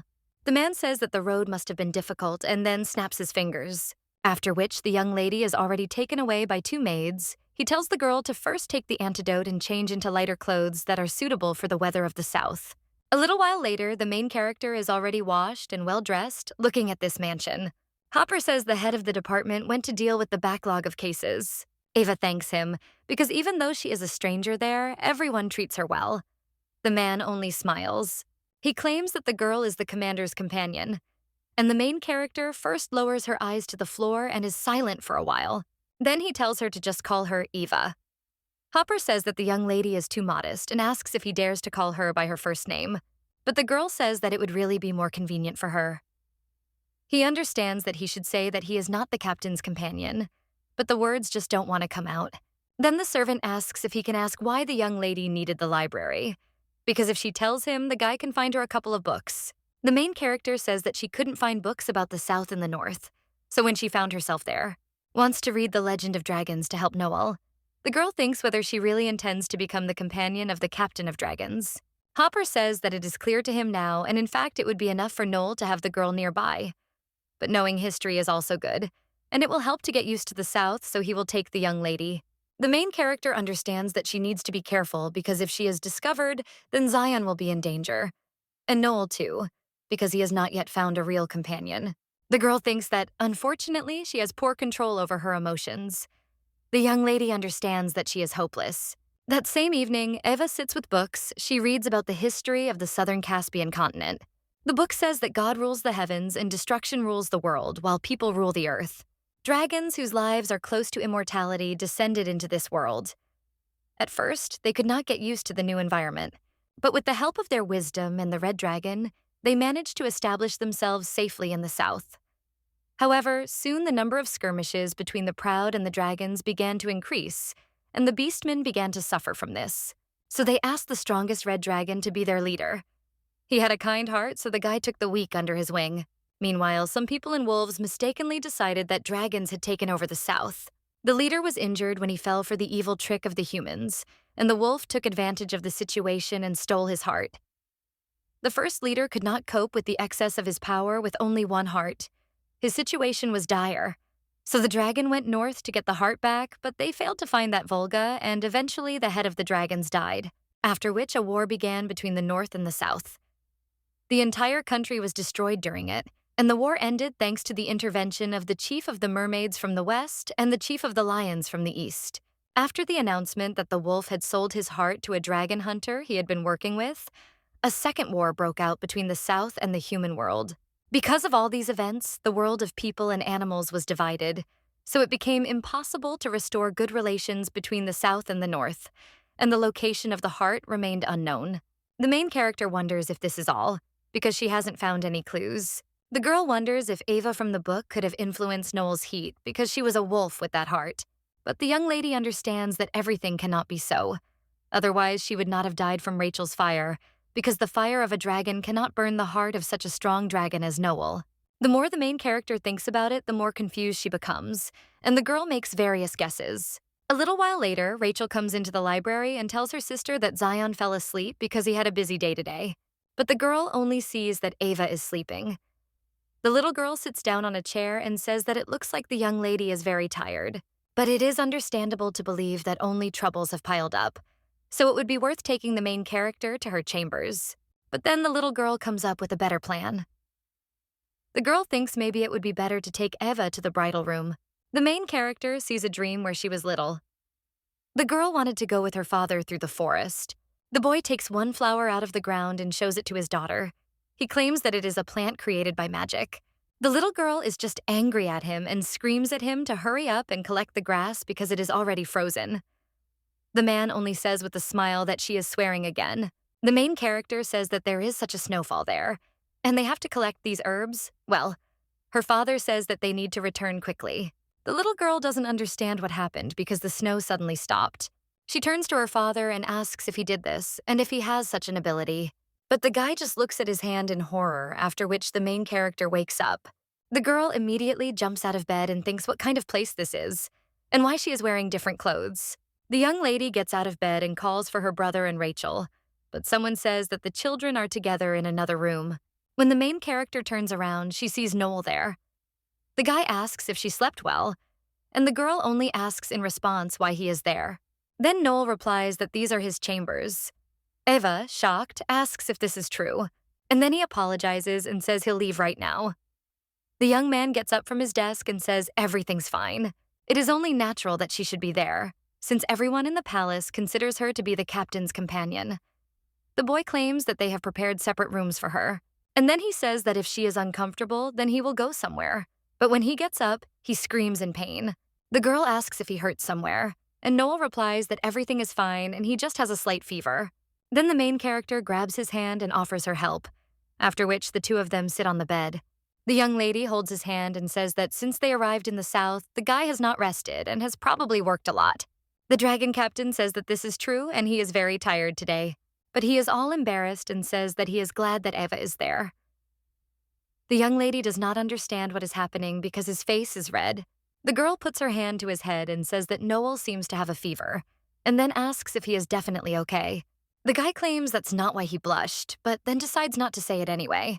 So he claims that it seems to be a temperature issue, and he takes Eva's hand in his, and a little embarrassedly asks if she would allow herself to be hugged. The main character screams, "What is he talking about?" The lady with white hair was already embarrassed by this, and Noel was only approaching her. He says that when the girl is around, all his thoughts get confused. The young man asks to stay like this for just a moment. The main character says that if it makes him feel better, then good. The girl thinks that he will probably be able to calm down in her arms and understands that it is just an embrace, because friends do that too. But the young lady notices that she can hear his heart beating hard and wonders why this is so. And also, could it be because of her? But if she is right, is it worth showing courage now? Ava turns to Noel and asks him to forgive her. The girl understands that this may turn out badly, but she still wants to know. The young lady asks the young man if he was curious why she is not in the form of a beast and lives in the north as she is. Eva wonders if Noel will like her if he finds out that the girl is a half-breed. But when the main character looks at his face, she sees surprise in the captain's eyes. She thinks about what to do now and understands that she asked this question in vain. The young lady asks if the guy is surprised. She apologizes and says that she is tired and that is why she is talking nonsense. But when the girl tries to step back, she trips over her pajamas and falls on the captain. The main character is embarrassed. She didn't even think about what to do in such a situation. The girl says that it was an accident and apologizes. She claims that she will get up now, but the guy just hugs her. He says that the young lady is right and he is curious. And then he adds that he wants to know everything about her, what she was like as a child, her favorite food, the thoughts that are dedicated to her. And perhaps she would like to keep silent about something, and therefore he will not force her. But whatever it was, his feeling wouldn't change. When I heard this, I started talking about myself.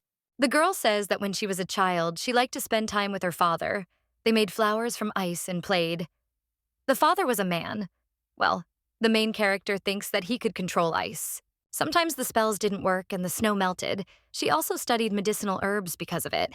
Noel smiled calmly and listened to Eva until he fell asleep, although the young lady could not admit that she was a half-breed. But the young man's smile seemed to say that he would accept her, whoever the girl turned out to be. And it was a very emotional moment. Rachel is sitting with papers at this time. The little girl is considering candidates for the role of her sister's maid. After finding a suitable one, he tells the bird to tell the servants that this maid will work for her sister. But then Zion turns to her. The young man asks why Ruby isn't sleeping. The girl tells the boy with white hair that he has ears and a tail. Then he screams and quickly hides them. The lady with black hair says that she is worried about him and that is why he can't sleep. And Zion says that it is too warm there, and that is why he is relaxed. Then the girl says that he needs to hide his ears and tail well. Then the boy asks where his sister went and where he is now. Rachel says that the sister is in her room and from now on Zion has his own room, so he shouldn't look for the young lady. The boy with white hair screams, "Why he can't?" And the girl replies that it is late and it would be impolite to go to her now. Zion says that they always slept together, and Rachel replies that now she will have to learn to sleep alone. The boy with white hair says that in the north they only had one room with a fireplace. The lady with black hair understands that she can't let Zion near these two, so she asks the boy with white hair if he wants to become an adult soon. The boy agrees and says that he will become as strong and muscular as his brother. Then Ruby says that he will have to follow the rules. She hands Zion a piece of paper and tells him to write. The boy with white hair does so. The first rule is that you can't go to your sister's at night. But then the boy with white hair, with tears in his eyes, says that he cannot sleep alone because he is afraid in the dark. Rachel says she knows, so the second rule is that when he's scared he has to go to her room, she's across from him. Zion agrees. And the lady with black hair with a smile on her face thinks that the young man is so cowardly, but he said that he would protect her. The girl thinks what a blockhead he is. And yet, looking at the paper, Rachel realizes that he can write. The next morning, the main character wakes up in bed, but as soon as she opens her eyes, the first thing she sees is Noel's chest. The young lady immediately jumps out of bed in embarrassment, and the captain of the dragons asks if she woke up and if she slept well. After which he says that if the girl does not object, then he will steal her time for a little while longer. After all, in the mornings, the temperature seems to rise. The young lady agrees. She remembers that yesterday she chatted too much and fell asleep, and in the morning she completely forgot that she was in his bed. Noel, just hugging her. He claims with a smile on his face that hugging her is the most pleasant thing. The main character thinks how loudly he speaks. Well, at this time, someone in the corridor screams, and Eva asks what happened. The dragon captain says that it looks like her maid has arrived and tells this one to come in. Then a young lady with pink hair enters the room. Her name is Julia Carrot, and from now on, she will serve the mistress. The girl says that he hopes they will get along. And in her thoughts, she adds that by order of Mistress Rachel, from this day on, she will serve her. Since the young lady is a rabbit, her hearing is sharper than others, and the lady probably told her about this ability. Today was the first time she met her mistress, so she was a little nervous. Standing in front of the door, the maid recalled the words that her mistress had beautiful white curls that looked like snow. But then she heard the captain say that in the mornings, the temperature seemed to rise. The maid had already managed to imagine all sorts of things after hearing the words about how hugs with Eva were the most pleasant thing. The maid was a little embarrassed, wondering if she could even listen to this. Now she introduces herself to her mistress and claims that it is an honor for her to serve her. The main character says that her name is Eva. Noel says that he will go and they will meet at the restaurant. The maid only thinks how beautiful the mistress is. The dragon captain asks the girl if she wants anything special, and the young lady says that she is not fully awake yet and is not very hungry. The guy says that she needs to eat well, especially on difficult days like yesterday. The maid, hearing this, is embarrassed and thinks what a sweet couple this is. When the main character starts eating, she is surprised by the amount of food on the table. She wonders if this is just breakfast, but it's not even lunch. Noel asks if this kind of food is to her taste.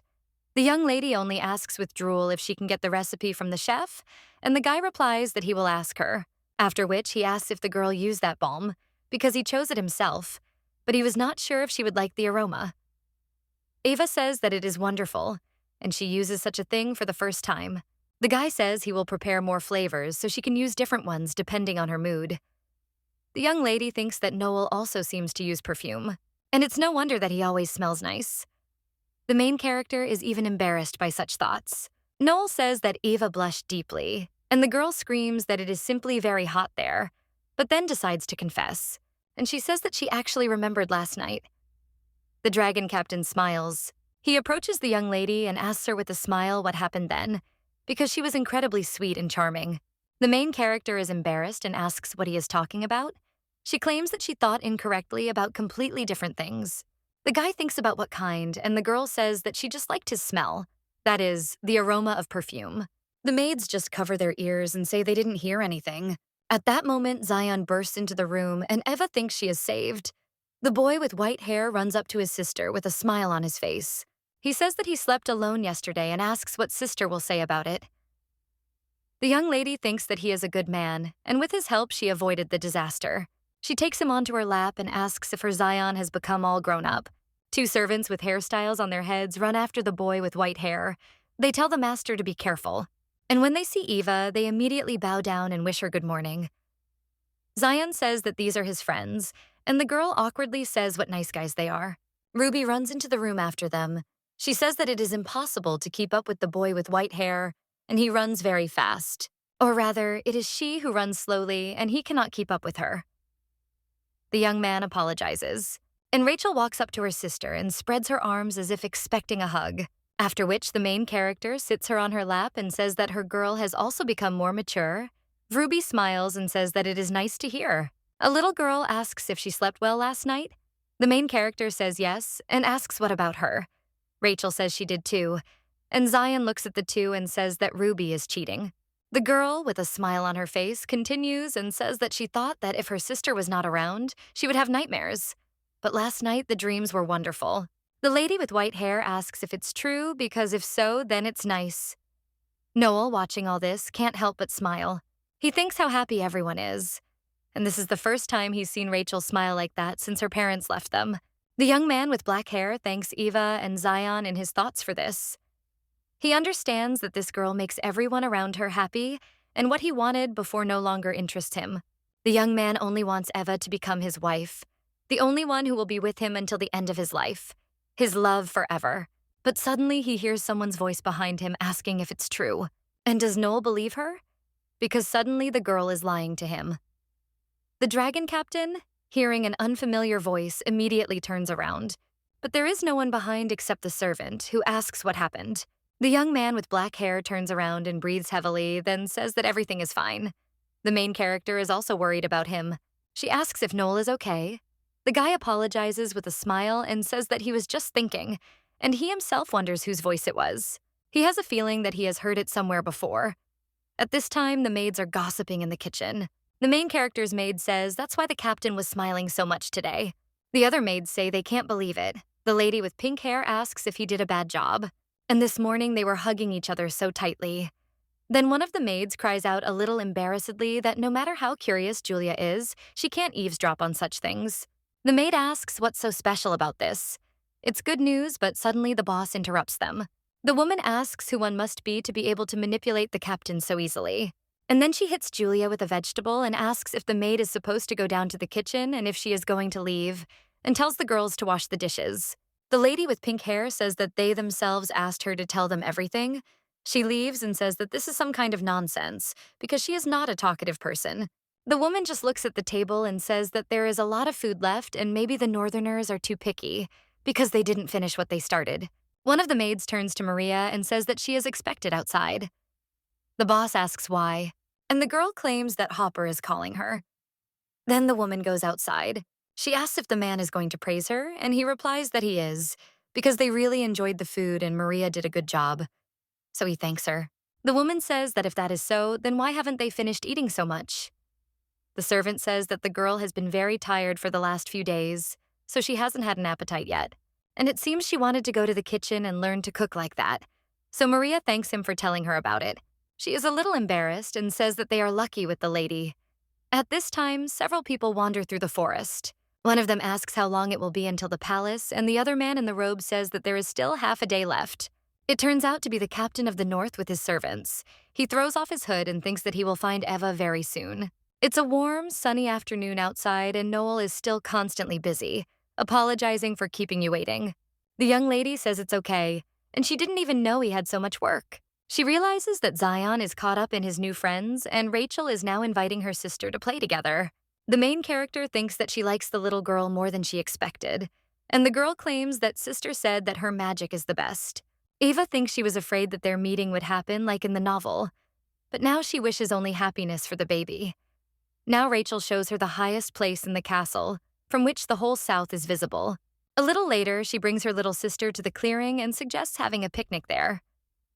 Eva understands that this was not the way the Little Red Riding Hood and the wolf were treated in the fairy tale, and perhaps they will become good friends. When they return from that tree, the main character smells a very delicious smell. Julia says that it comes from the kitchen and she heard that there is turkey for dinner today. The young lady says it is wonderful and hopes in her mind that every day will be as peaceful. But suddenly someone jumps out at her from behind the bushes and says that he has finally found Eva. It turns out that this is the captain of the North, and the main character wonders if it is possible to only dream of such peaceful days. She asks what the guy is doing and why he is in the South, and Rachel runs up from behind. The little girl uses her powers and angrily tells the boy to get away from her sister. He just smirks and says that she is the sister of the head of the South who is watching him. He jumps back and screams that they fooled Eva and are still worried that he will be able to bring her to her senses. And this is disgusting and ridiculous. Rachel asks what he said and what else was fooled. Well, the guy doesn't let her finish and uses his powers. The main character is shocked by this. She screams Rachel's name. The captain of the wolves shakes his hands. He says that even though the girl is a dragon, she is still small and does not realize her involvement in the rebellion. Ava screams that he is crazy and asks what he did to the girl. The servant says that she is the younger sister of the head of the South, and if he finds out, but Ed says that she just lost consciousness and it will not harm her. After which the guy turns to Eva. He approaches her with a smile on his face. He says that it is scary in the South, so he suggests that they quickly return to the North. The main character is shocked by such words, and the maid immediately grabs the man and screams for her mistress to run away from there. Ed just sighs, and then one of the North captain's servants pushes her away, and more servants avoid him at the sound. They scream out what's going on and what that sound is coming from the back door. Ed just says how mad it is, and he orders his ward to clean up there, and in the meantime, he will take Ava away. The main character only turns to him furiously, and then she claims that she will finish him off. The guy is surprised by such an answer, but then sighs again and says that they fooled her well. Then he uses his powers and tells Eve to be patient for a little while, because it's time to say goodbye to these scoundrels. The main character just comes up to him and grabs him by the neck. She furiously claims that no one deceived anyone. And then he uses his ice powers and says, "What a heartless guy." At this time, rumors are already running to these two. There is dust in the air, so they don't understand what happened there. But when the woman looks, she sees her mistress. She, looking at the lying Rachel and the captain of the wolves, asks what happened there. A little while later, Ed opens his eyes, and the first thing he sees is Noel's servants. They tell him to wake up there. But when the guy looks at them, he sees that he is tied up, and Eva is standing in front of him. The girl asks if the servants can leave them alone. They ask if the mistress is sure and say that it is better for them to stay with her. But the girl says that if something goes wrong, she will call them immediately. Then she claims she has some things to sort out. The North captain asks why things turned out this way. And the girl realizes that she didn't even try to explain the situation to him. She used ice magic to finish him off. Something got in her way. Or rather, it was Ed's ability. And it seemed the girl had encountered something similar before. That day she first met Noel, but she realizes that it doesn't matter now. One of the servants claims that they will wait outside and let the mistress call if something happens. The main character understands that, first of all, she needs to deal with this guy. She bends down to him, and he claims that this is the first time they have spoken like this, because usually the young lady would run away from him. The girl asks why he is pursuing her if he hated her. Well, the young man answers that it is not so. Eva asks what he is talking about, and the captain of the North says that he sincerely apologizes for what he did when they were children, and he understands why the girl blames him. Ed looks up and says that if the young lady could forgive and give him a chance. But the main character interrupts him and says that he doesn't want to. Because why would she need it? Because even if every wolf begs for her forgiveness, she still won't return to the North because after everything she's been through, this place is like hell to her. And because she is half wolf, no one went looking for her father when he went missing. So she had to use the herb search as an excuse to go everywhere looking for him. And her mother had to give birth without a nurse or doctor, after which she got sick and died. The girl asks how Ed can ask her to go back to the North and if he feels sorry for losing his toy. The guy claims that it is not like that, and he never thought about her like that. He swears that something like this will never happen again, and if the young lady wants, he will find all her offenders and then bring them, including himself. The captain of the North claims that he is ready to do anything for Eva, but the girl only looks at him with an empty gaze. And then she says that her brother didn't even remember their parents, so he often asked if they had abandoned them. The young lady said that they were really looking forward to his arrival, but they had to go far away for work, and the boy with white hair only needs to sleep for 1,000 nights, after which they will return. When time passed, he stopped asking about them. The main character thought that he was counting those nights, but it turned out that everything was wrong, and Zion himself understood everything. The young lady with tears in her eyes says that the boy with white hair realized that they are no longer in this world. She asks if Ed said that he would do anything for her. And then he asks if he will save her parents and if her brother will be able to see them. The guy just bows his head and doesn't know what to answer and then apologizes. But Eva says it's too late and then gets up. She says she didn't tell him this to apologize.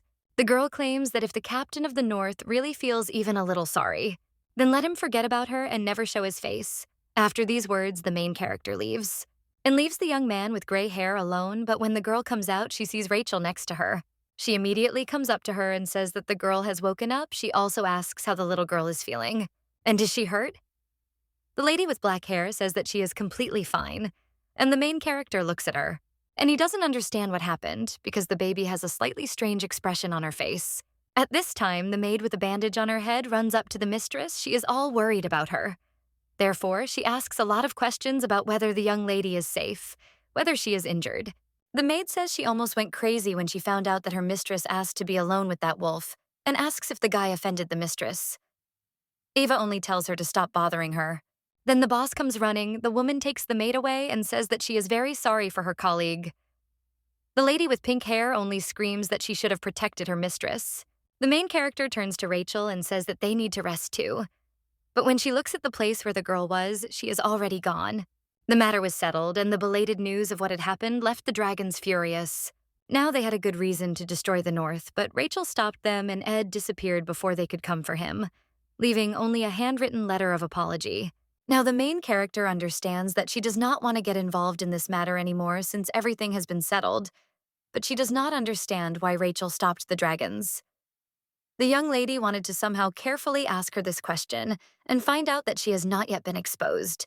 But for some reason, the little girl was behaving strangely, and the young lady really didn't like the expression on her face. The maid turns to her mistress. The main character asks if she has already returned to work. And then he says that Julia needs to rest a little more. But the lady with pink hair claims that she is completely fine, and Maria treated her well, and also that just lying around is terribly boring. The girl looks at the floor next to them where the cat is sitting and claims that recently this little one with white hair has been visiting them. And the girl constantly feeds him, but this cat appeared when the girl first arrived to them. The main character asks if he is a beastman, and the maid says that maybe he is, but she doesn't know how to talk to him, because even if he is a beastman, he is still very small. Then the maid remembers another important detail and asks if the mistress could not tell about him. The main character asks why, and the girl replies that if anyone finds out that she is taking care of an unknown kitten, they will immediately chase her away. The young lady turns around and sadly says that it is true. The maid wonders if she said something wrong, but then, looking at his mistress, he understands that this is not the case, and maybe the girl is simply tired of her daily routine or misses her native land. She runs away and asks the lady to wait a little. A moment later, she returns. But not empty-handed, the girl holds 2 glasses and a bottle of strong liquor in her hands. The main character asks what it is. The maid answers that it is a special and expensive wine.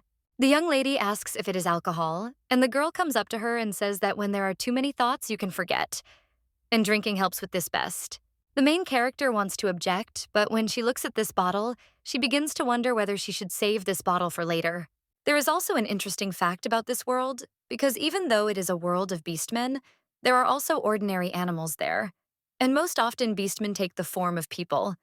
But there are also those who retain animal form. That same evening, the dragon captain explores the land near those boxes. Looking at his hand, he realizes that there is no trace of magic there, but he heard that Eva pacified the head of the North.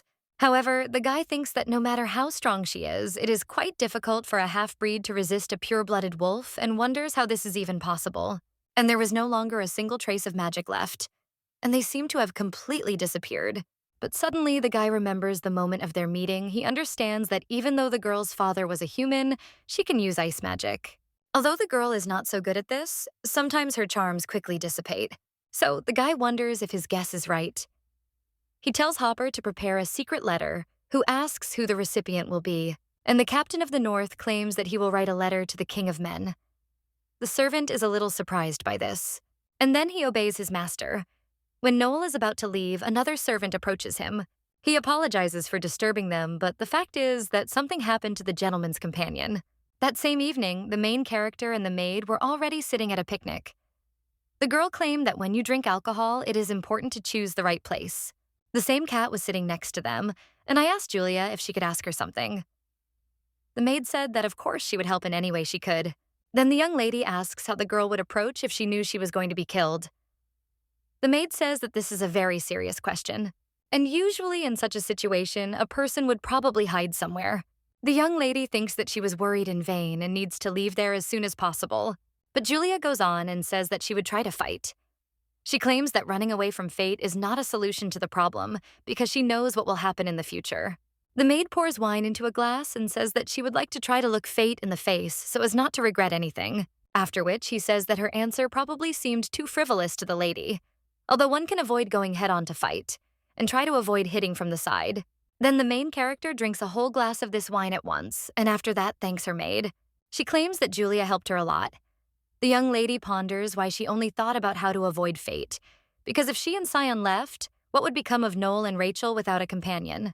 But these two will face the tragedy that happened in the original novel, and the girl thinks whether this is the best outcome of events. After all, she wants a different future for them. But suddenly, the cat jumps up and screams. The lady with pink hair asks what happened to the baby and then sees Maria. The woman furiously says that she couldn't figure out where the wine had disappeared to. She grabs Julia and says that this is all her doing. Another maid comes to the mistress and asks if she liked the wine. She also says that this is their head cook. Then the main character says that the wine is very sweet and she doesn't know who infused it. But the aroma is wonderful. The woman lets the maid go and says that this means the mistress knows how to drink alcohol, and if she wants, the woman will recommend her a better drink and suitable snacks. The main character agrees. And now the servant informs his master that his companion has become very drunk. The young lady is gesturing with a glass of strong drink and having fun. She screams that it's true, and the plot development along the lines of, "My real brother, whom I lost 10 years ago, turned out to be the one I almost fell in love with after going through numerous trials," is very popular. The servants claim that this is unbelievable and ask the mistress what happened next. The main character thinks for a while, and then she asks not to address her so formally and to call her by her first name. In the atmosphere of merriment and general cordiality, when everyone is absorbed in alcoholic fun, the servants address the young girl as Mistress Eve, strengthening the feeling of friendship and camaraderie that reigns among everyone at that moment. Eva, turning to them, internally regrets that, despite the informal setting, they still address her using the formal madam, but she realizes that this is inevitable and accepts it as a given. At this moment, the main character notices Noel. Upon his appearance, the servants, overcome with slight fear and respect, immediately fall to their knees, demonstrating their respect to the master. However, Noel, not wanting any unnecessary ceremony, brushes off the greetings and asks a question, trying to find out who got the young lady so drunk, causing him concern for her condition. Eva, ignoring his concerns, offers him a glass of wine, assuring him that the drink is really very tasty and deserves to be tried.